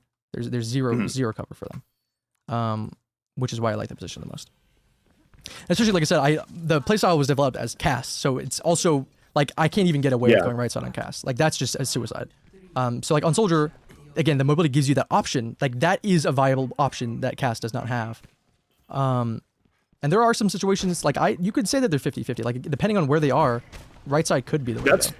Yeah, that's the route that I normally take. Yeah, and that would have been fine here because they didn't go the right side except for the supports. So that would have been a perfectly fine, probably better place to go. But again, you're basing your first flank, your first decision and plan off the default, right? So I mean, this is objectively quote unquote the default, but that's higher elo. Like this is where you are supposed to be generally as a team. But in Plat, that could be anywhere. You know, like talk about like Route 66 or whatever. Like you're not supposed to play in their spawn. You're not supposed to play on top of the cart. You're supposed to play on gas station most of the time. Sometimes you can play below, but a lot of times you see in gold, everyone's just playing in spawn because they really want to fight for every inch instead of like giving them, 2 feet. Yeah. And then make it impossible for them to get anything else. You know, so you have to know and recognize what the default is for you. On average, do people go here more often? If not, then you have to decide where the default is. If this is where everyone just kind of runs out here, then you kind of decide from there. It's like, this is where it's kind of 50-50, where like going in this position is still good and fine, especially because the supports just went up here and you would have been able to capitalize on that even better. But depending on where they are, like this position is also fine, but same thing is here. Like this position is also good, but you just have to decide on where are they more likely to go. Especially if they are more likely to go on this side, I would say go this way even more so, because then that mitigates also, notice how the Bastion is exactly where I was talking about. Exactly. Yeah. Spot for spot. Exactly what I was saying, right? Because it's just natural. Same thing as you. You are in the exact same spot, as I said, the ranged Hitscan wants to play. You want to play here naturally because it's the most open with the same amount of cover. But imagine how uncomfortable it would be if you had a cast right there behind you, poking you in the back or whatever. You know what I mean? Yeah. So I would say this position because, again, on average, this is the consistency, right? This is consistently what you're going to see more often, and punishing this is better here than it is on the overside, on the indoor side. And again, this is also just harder to fight. It's if they want to fight you and push you out here, like this is something they can do while still simultaneously attacking your team. But if they want to fight on coast side and like it's like you just cut off and kite them out of LOS so quickly, it's so hard to push you out of this position, and it takes longer. And by the time they do, they're not in any better position to fight your teammates. You know what I mean? Whereas here, like they can push you out, and they're still advancing in space. It's not like perfect or anything, but like there's still the options. You know what I mean? So like that's why like this is like the intuitive choice, especially this one. This is the intuitive position to play. But like this is the one where the principles, you know, why things are good. It feels bad at first, that negative reinforcement of like, oh, I'm way over Narnia doing 0 damage. You know what I mean? Or very little damage. It's kind of an awkward angle. It feels kind of bad. But ultimately, if you play it often and you know why it's good, then you throw that feeling away. And you build your intuition better. So you don't have to worry nearly as much about if something's wrong. Like, you should be questioning, hey, why does this feel good? You know what I mean? Because your intuition can be wrong. You can be like, this feels like a good thing to do, but it can be wrong because of variables that don't apply when you're in higher and higher elos, like because someone's not punishing you. Like just shooting, like the thing where I was just shooting the tank, if that like... Right, it's positive feedback. You're shooting the tank, you're getting those hit markers rather than spending time running around the map, you know what I mean? But eventually you build that intuition, you realize this doesn't feel nearly as good as if I was behind them shooting their squishies in the back of the skull, getting 2 kills at a time or whatever, because you do these other things, you stave off that instant gratification, and you get a more gratification out of it, and you build that intuition more and more, and then you can trust it more. You know what I mean? Because that's what the mental thing is you're fighting your intuition, you're fighting your habits. Your habits are just intuition, what feels right. See how good that you know, triple headshot or whatever on that Juno felt? Yeah. But it's just a microcosm. And then I shouldn't have given up that spot either, because I wasn't really pressured out of it. Right, you're only really scared of the tank, for the most part, role-wise. I mean, there's some certain characters you're scared of, but like you have the sprint, the beautiful sprint, the runaway to a health pack. Again, there's not many like health pack options here other than this one mega here. You can go way over here for this mini, but like right here, there's a mini right here, right there. Yeah. There's a mega over here. You know, like it's just so it's the sprint on the heal pack. Like you can just get away with so much and stay here. Like you can play back here. Like if you want to retreat, if they start chasing you, maybe run this way. Like I said, into their backline, because now, yes, you are not in a safe like position in the sense of you're in enemy territory, right? Which is in theory dangerous, but in reality, they are going to want to fight you significantly less when you're here than when you're over here. You know what I mean? Because of why they want to fight you. And it's in some lower elo, like you also have to realize the intuition thing. People aren't always going to know what's the right thing to do. They just know what feels good. So they also like, they know fighting this feels bad because I can't shoot him very well. But also, some people might like, I don't like the feeling of the fact that there's a soldier behind me. Like that diva on Route 6. I don't like this soldier. So I gain more satisfaction in killing the soldier and hunting him down and making a point and an example out of him than I do actually playing the game properly. You know what I mean? So you have to be aware of that. That will be, you know, be ready to notice patterns where like, okay, this person values me more than they should. And that's something that you can gain value out of. Like that's diva taking an extra 3 seconds to teabag you. It's like, if you can not let that hurt your mental and be like, and gain satisfaction from the fact that you're such a nuisance to her, that she feels the need to do that, that's how you know you're doing your job well. And then you're also buying an extra 3 seconds every time she kills you than you would if she didn't care about you and just immediately moved on. You know? So, but you're naturally playing the coast more. But now you're putting yourself in a position here where it's awkward, right? Like this is where it falls apart a lot. I've noticed you're in these good like rotate angles. But then you lose it. You just kind of go in the middle of the fight chasing somebody. You get kited away by some other thing, and then you're leaving yourself open to other things. You know what I mean? You're tunnel vision on, oh, there's a fight happening here. Let me go in here and just you know, get easy. Especially if you're like over here and you can't find a kill. It feels kind of bad to not secure a pick. So you're like, okay, I want to shoot somebody without like immediately getting scared off an angle or them kiting me or whatever. So I'm gonna run over here and barrel stuff some guy, right? Yeah. And then it feels like you're contributing more. Yes. But you're not. And then you're also putting yourself in this position, you know what I mean, where you end up getting punished for it even more. And then you can also end up attributing this like dying here to being like, damn, I shouldn't have been over here in the first place. You know, this was bad because it led me to do this thing that got me killed. which sometimes can be right. You know, like the high ground position before, where that snowballed by starting that position, snowballed into other worse positions. But staying here, just not moving from here, can be the right position, right?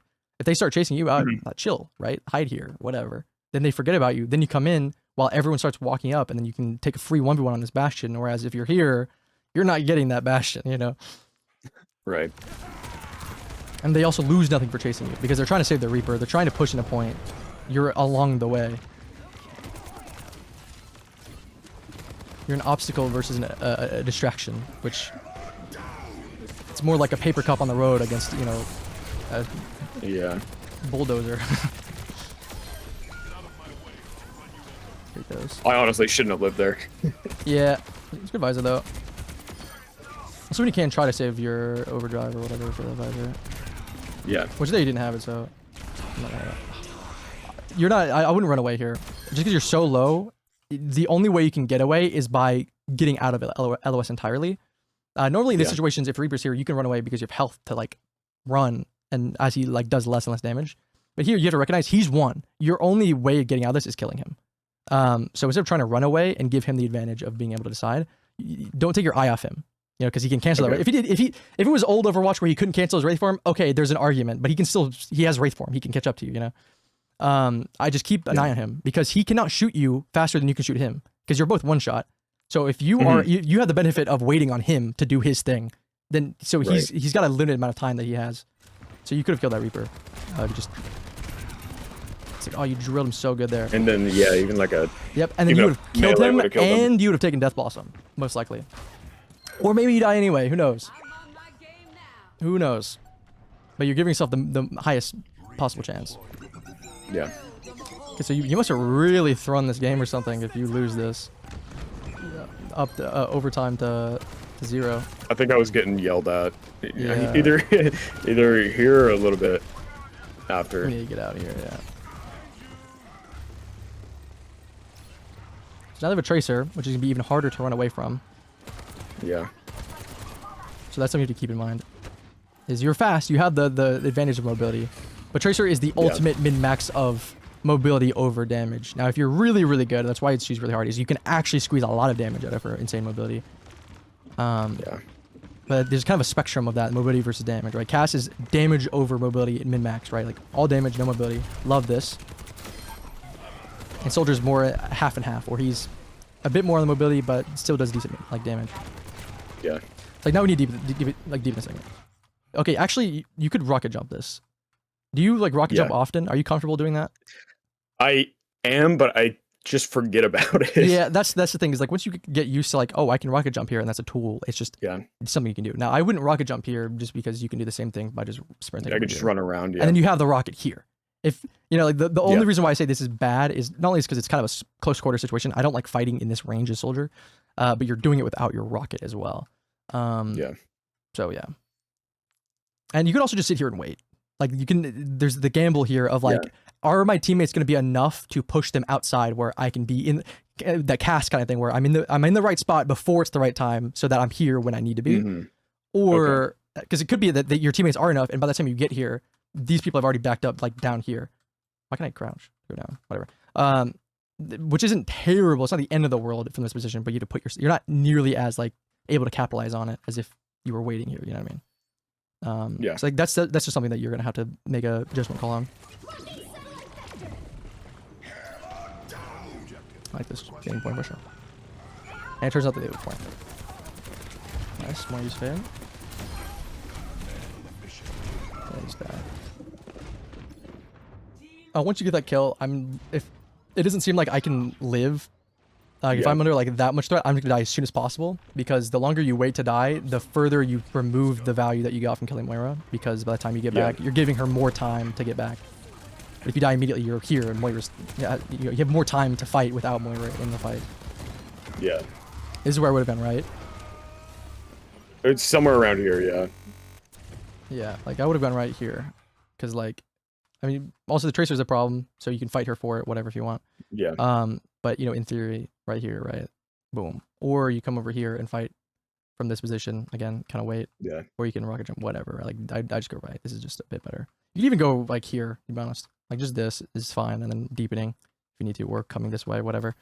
But again, the reason why this is good, like what is all of this having, like what is the common denominator between these angles and the angle that you're on? What is the one difference between like this angle, for example, versus all these other angles?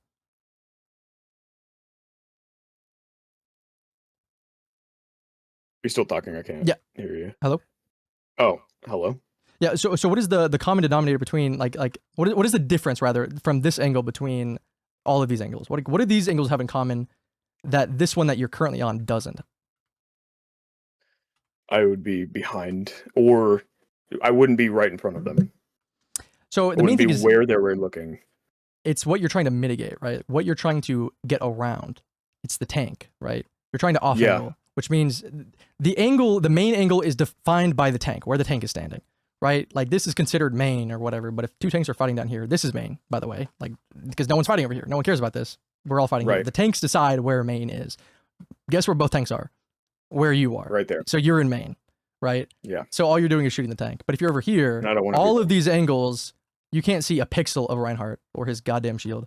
You know what I mean? Except for maybe there or whatever, right? But it doesn't matter, right? Like all of these things, you're bypassing the tank. The whole point is to bypass the tank to draw those resources away. Because this Reinhardt's not going to die. He's got the Bastion, and he's got the Juno and the Moira. He's not going to die, right? I mean, Reinhardt's not a great tank, but he's still going to live against this. So I would go over here to take those things away. Because suddenly, take these three people away. Or say, just take Juno away. Say it's just Moira or just Juno and Bastion. Suddenly, this Reinhardt seems way, way, way, way more out of position than he does currently. You know what I mean? Versus just shooting him like a couple times with a couple bullets and healer truck. You know? So he just shields, backs up. But also, again, as the pressure comes on, you're here to receive them, right? You're they can't go anywhere. Like they back up to live. They're no longer. This is safe all of a sudden. But now, if you're there, this is not safe. You're taking more space from them. Like this is controlled space by them. But if you're there, it's a lot less safe and a lot less controlled. They gain a lot less benefits from having the space. Now I'll take that because we can kind of gun them down very quickly, but we're not in a position to capitalize on this because we're here in main. So now in the middle of the fight, we're having to rotate. But if we were already here and Reinhardt decides to do something like that as like a last resort, you're way better off in dealing with them early. And same thing is that Reinhardt probably could have lived if he just backed up. But if you were here, you might have forced him into doing something like this because you're adding even more threat because he can't stay here. He can't back up here anymore. So he has to go for this Hail Mary like charge off the map.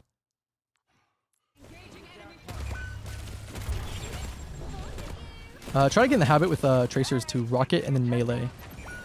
You can't it used to be a one-shot combo back when like everyone had 150, like 200 HP, whatever. When she had 150, it was 120 plus a 30 melee. Now she has just enough to live, but she wasn't full HP there. So if you can hit her with a direct rocket into a melee, she dies. I mean, I call it a rocket punch, but she dies instantly. Or at least, you know, if you hit near her and she's low enough, plus the melee, she dies. We don't have the percentage to stay back here. Yeah, like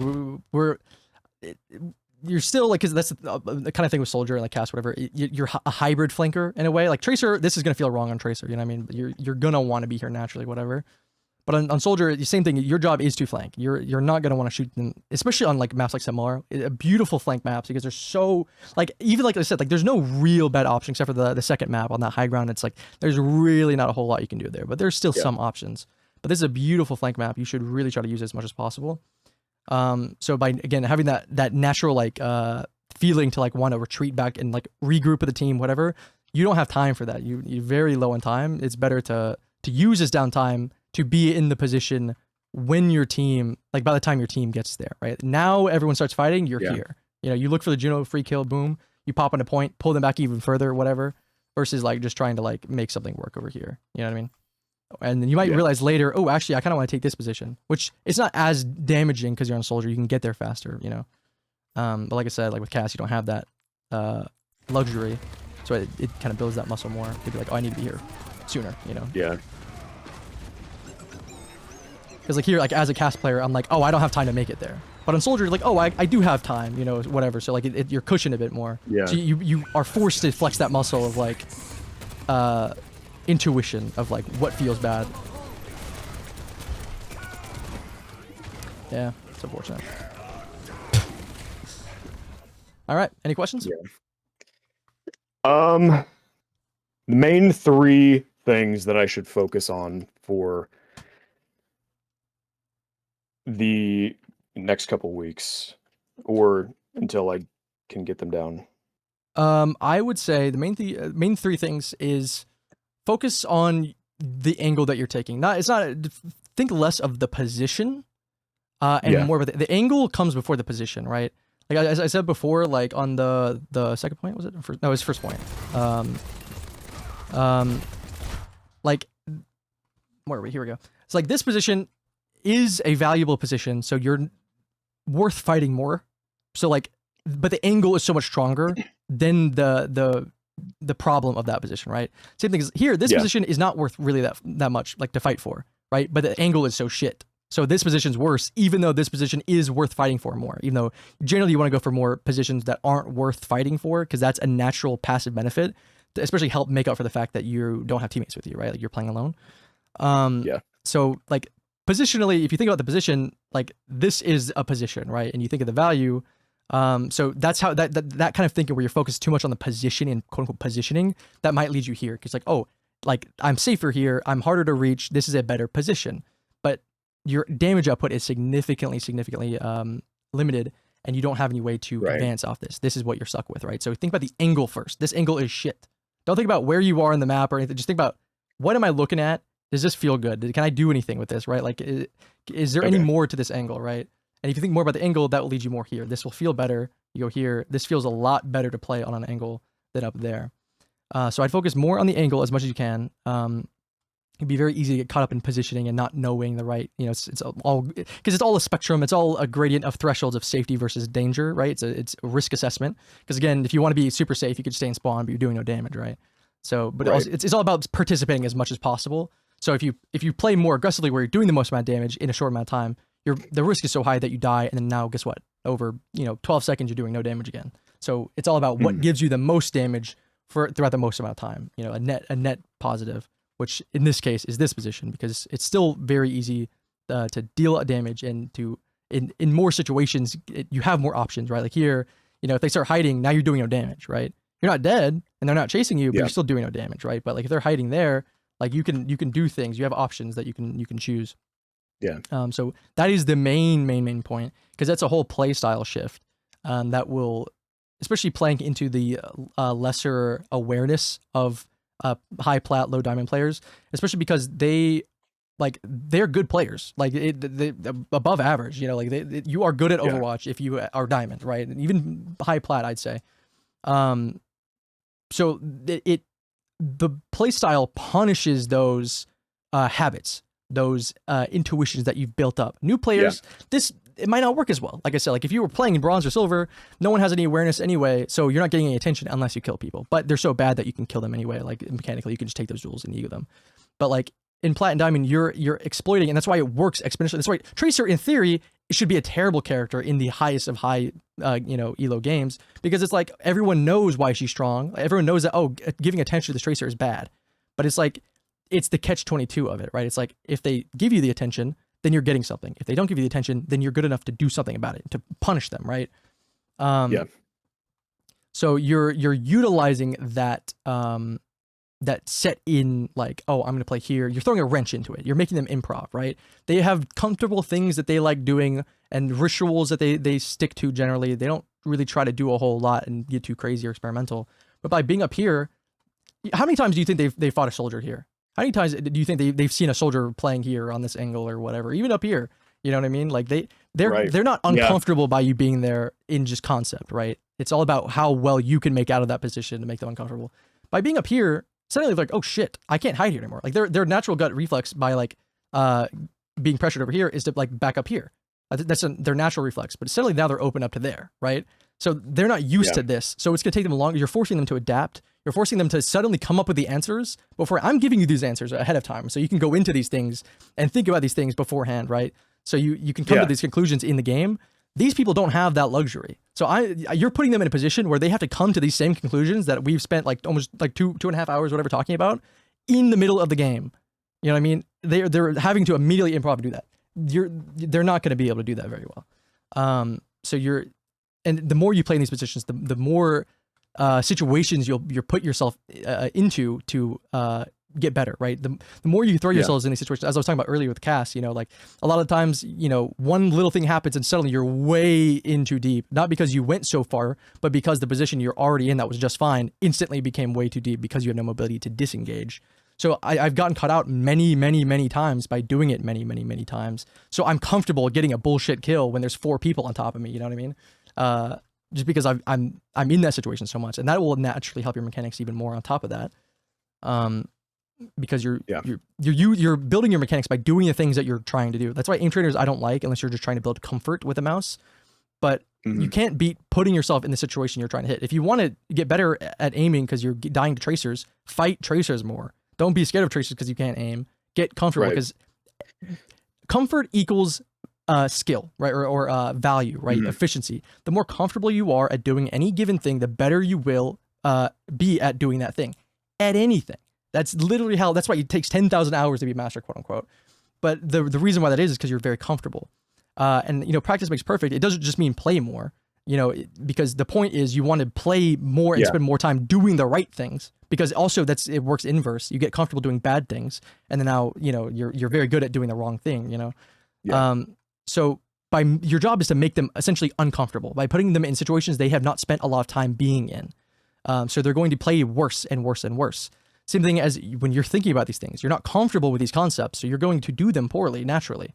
And that's gonna influence you, right? It's all about making it as uncomfortable as possible, in as many indirect ways as possible. By making it uncomfortable for this Moira to play the game, she can't heal her Ram, and her Ram can't push up because he's uncomfortable. It's like he's uncomfortable because his Moira's uncomfortable because you're making her uncomfortable. You know what I mean? Which makes your team comfortable, right? So you're kind of a support character in a way, but just in a very indirect way.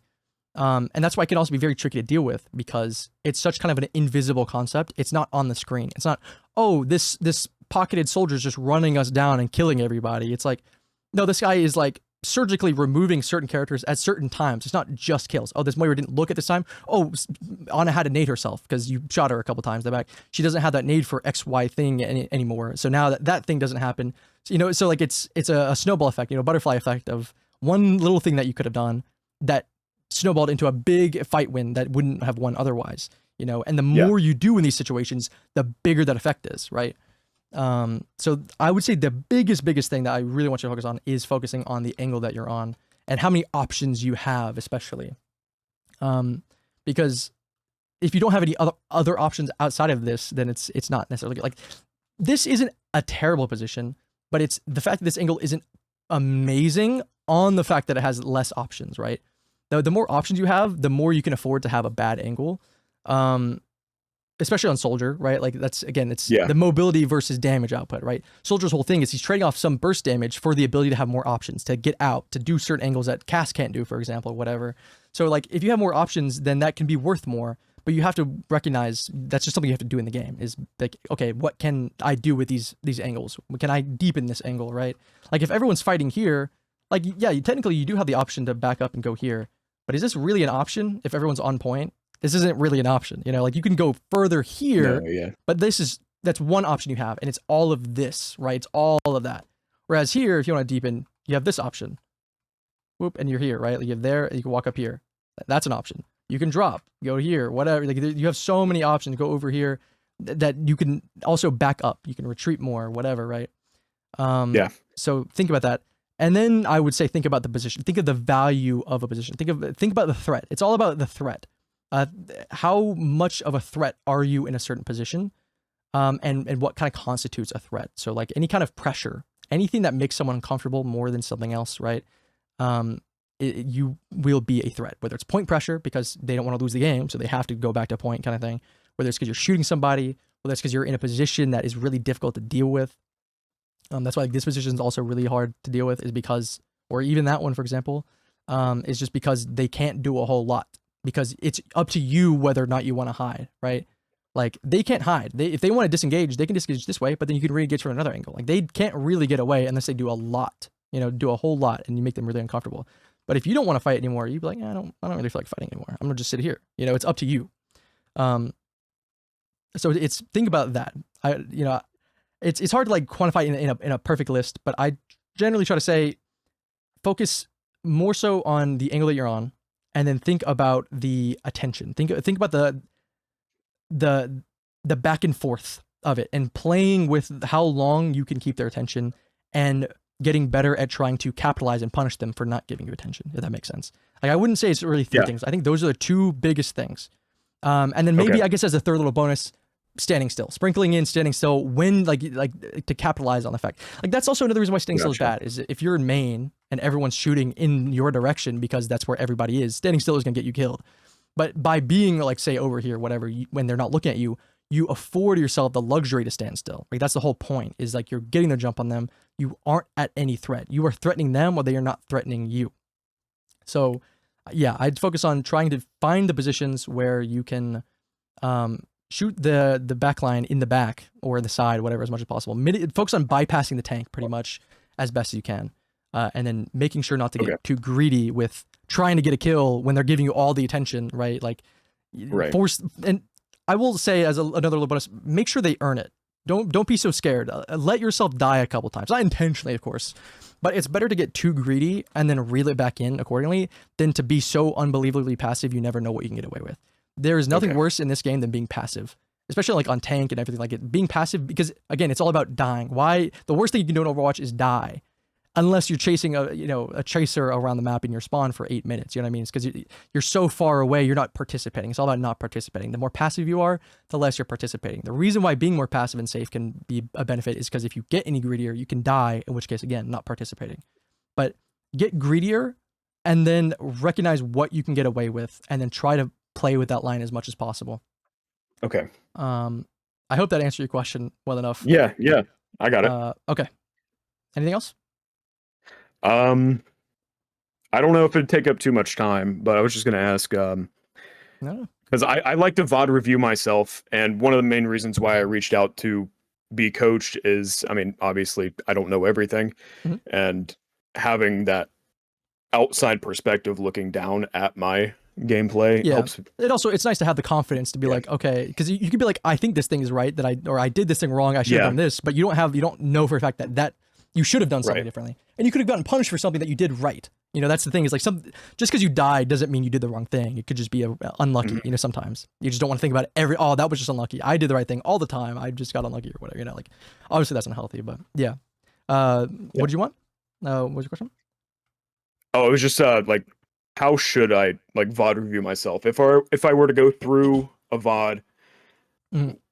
Just like the main thing I should be looking for. It's kind of tricky, because it is like, it does feel like you can't improve in a way, because it's like you know just as much as you know when you play, kind of thing. But in reality, everyone knows, and this is especially if you like watch a lot of YouTube, but it feels like it doesn't translate. You can't apply what you've learned. Everybody knows more than what they play with, right? You know you can rocket jump in this gap. That doesn't mean you think of it in the moment, right? I know 10 times more about the game than I ever apply in the game. You know what I mean? And that's the skill comes in the consistency and closing the gap as much as possible with what you can achieve and what you know, right? So when you're VOD reviewing, you have what was the last thing I said? It was just like last like 10 seconds. Yeah, so the main thing is bringing the consistency up and the gap between what you know and what you can do. Right. Okay, So, because everyone again knows way more than what they're able to do in any given game.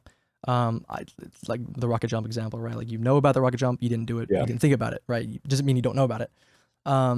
So it's just watching the game, and then also having a goal, knowing what you want to improve on helps, and that's why I'm kind of here, is helping you know what is the most efficient, like most bang for your buck kind of situation with what you can improve on, and introducing new concepts. You know, only you can get better at doing something by doing it. I can't make you better at doing something. You know, only I can tell you that this thing can be better or give you something to do, but you have to get better at doing it. You know what I mean? So when you VOD review yourself, you need to focus on your improvement at doing things that you know that you don't do, right? And in this case, that would be, you know, your goal is like off angling more or picking better off angles, whatever, focusing on the principles of why an angle is bad. And think about that. Anytime you die, think about, why did I die? You know, what led to this situation? Or if something went right, you know, think about the certain position that you're in, and think about, is there a better position I could be in? you know? And I think you'll notice immediately as you start VOD reviewing yourself, just having this kind of these nuggets of knowledge and maybe a different way of thinking, so to speak, you'll catch yourself a lot more than I think you realize that you will.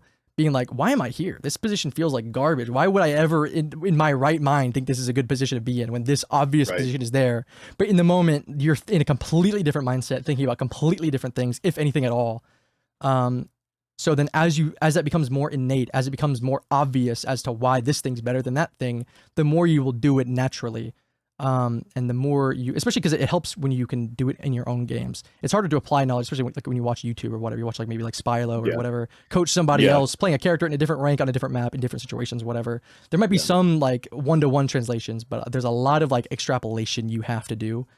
But it's a lot easier when you can look at your own gameplay, know kind of why you're thinking, and also it's very easy to like have some kind of doubt or excuse in your head, like, oh, my games aren't like that, or blah blah. You know, it's like, that's why like I think it's so appealing to watch like unranked GMs, is to like watch people in high ranked actually play in the ranks that they play in, so that they see that it's possible. And it's not just like, oh, once you get there, you stay there kind of thing.